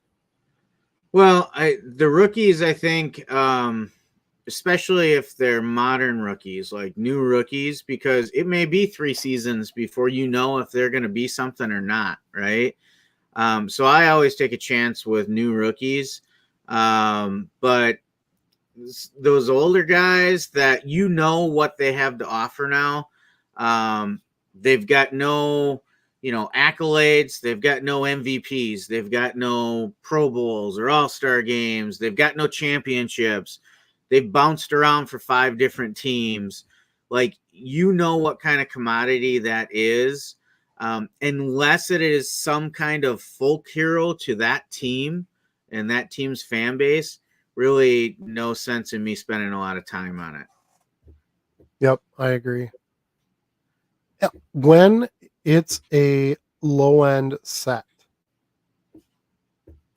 So if they're prism based cards, you might be able to list just about any player because there's going to be team collectors and there's people who put together prism sets. You can get a little bit more money for a more premium product. But yeah, if they're all Donruss cards, you might have a hard time getting that $1.49. Um, yeah, I don't know. I would never drop anything to $1 because if you sell just that, I know that Burbank Sports Cards did a lot of 99-cent free shipping things. I don't want to do that. I think you're just asking for work that is only going to cost you money. Yeah. So I don't do that. I would rather charge my base price I want to charge. I'm not these and not Skechers, is my business model. So I would rather charge my regular base price and then offer a discount based on if they buy more than one card. Yeah. And I that's certainly how have I do. accepted offers for $1 on multi-card buys. Same. But I do Yes, not list anything at $1. correct. That I do the same. So I didn't want to just jump right in and say that. I wanted to give Charlie a chance to reply to this. But yeah, that was the first thought that popped in my head when somebody's like, "Oh, I'm just going to drop it to $1." I'm going, "Ugh, you're going to lose your ass." Yeah, because And I know especially you're when you're new starting out, you get a lot yep. more single card sales. Yeah, you don't have the inventory to get the numbers yet. Try to stick to when you're starting out, try to stick to things that you can sell for a little bit more money so that at least you're not going to get it all eaten up by fees and shipping. Great advice, guys. Thanks so much. You are welcome, Eli. $1.49 plus free shipping. Even that's kind of tight now Yeah. with the pricing. One good thing is we know for sure the Postal Service is not raising postage in January, if you can believe that. Um, so kind of buy yourself some time before you're going to see an increase and have a more expenses hit you. But I'm with Charlie. My base price now is $1.99, unless you qualify for discounts with multiple cards. And that's worked out pretty well for me. If I sell a card for $1.99, I know I'm still getting a little under $1 for it. Um, after all fees and expenses, and I'm okay with that. Yeah. If I can't sell the card for $1.99, if I don't feel like I can find a buyer for that, then it goes in my dime box, and I just get rid of it. You go away. Yeah, and I mean the dime box isn't only just dime sales at a card show. It's also kind of my own goodwill box too, right? Kids in the neighborhood come over. Hey, here's a handful of cards, or Sure. Halloween or something. You can give away some cards. Like they're those. I guess I'll say expendable cards, right? If you can get your money back on them, great. But They're kind of realistically, like they're not. free samples. What's that? It's kind of like handing out Yeah, free samples. yeah, You know. yeah. Not sure if you like cards? Well, try out this Tariq Skubal from 5 years Mhm. ago when nobody wanted him yet before he's in line to win a Cy Young. And then they come back later and they're like, "Well, where's your Jackson Churios?" And you're like, "I got a Jackson Churio for you." I got a Jackson Churio for you.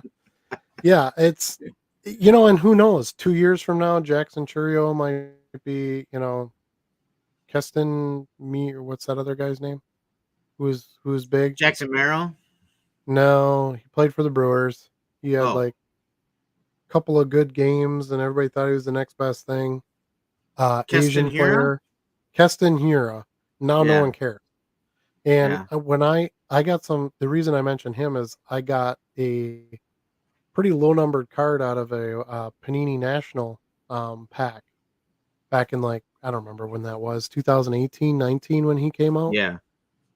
and it was like numbered to 25 or whatever, and somebody gave me like $15 for that card. I mean, I don't think you could get it.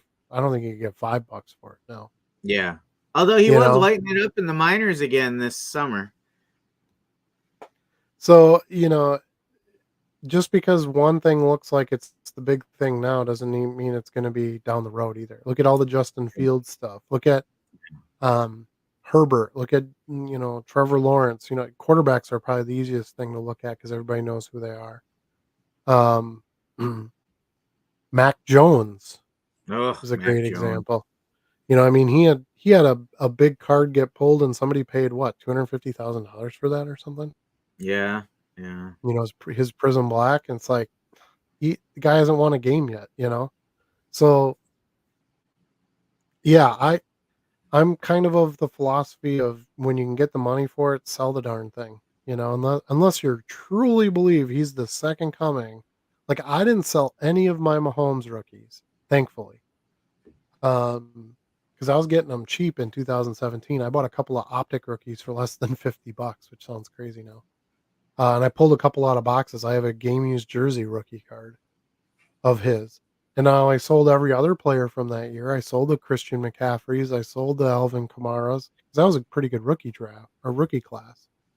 I sold all those guys because they're not the second coming, you know. And they're not quarterbacks either. Yeah. Trubisky, I sold the Trubisky's. You know, he was kind of big in that draft year. Um, but and I hadn't watched football in a long time, but I watched some of Mahomes, and I saw him throwing passes with his left hand and doing all these things, and I'm like, that guy's something. I'm gonna hang on to those. So if you truly believe in the player, then that's different. And my especially quarterbacks, you know, home run hitters, you know, the players that generally will have good hobby, then you can hang on to those. But yeah, pitchers, stuff like that, That's unless they're gonna be that's why I'm holding absolutely on to this dominant. guy. Right. Nice. He's coming around. Yeah. And you're gonna get some losers out of some, you'll get some winners out of some. That's par for the course. But uh, you know, I knew when was buying my Billy Ripken uh FF cards, I knew those weren't going anywhere anytime soon. So bought those, hung on to those. I think I have all the variations except for the scribble whiteout one. Okay. Um, and I bought those cheap right when I got back in the hobby. I'm like, there's an FF card, I gotta have that. So I chased that down right away. That Um, reminds me, I still now got they this for you when we pick up the scanner. I'll nice, get this, yeah. And I put it in nice. Yeah, I love the little card ah, saver for it. Yeah. even better, even Yeah. better. Yeah, my atom bombs, because that's a PC thing though. But yeah, it's I think you've got the right sort of attitude. You just want to get some stuff listed and try to get some sales, and and then hopefully be able to put up some better cards. And I think that's the right way to go about it. Build this thing over time, take your time with it. And if it's right for you and you know what you're doing, you'll get it somewhere. Plus, you don't even Yeah. really know necessarily what cards to buy and sell right off the bat. You have to you have to kind of get into it, and there's stuff that surprisingly sells well, and there's things that players or non-sport type cards where you're like, man, these would sell really well, that just don't. Yeah. It's not an automatic, hey, this guy's in the Hall of Fame, he's going to sell. It's not necessarily true. Or, oh, hey, everybody watched this cartoon when I was growing up, these will sell really well. That's not necessarily true.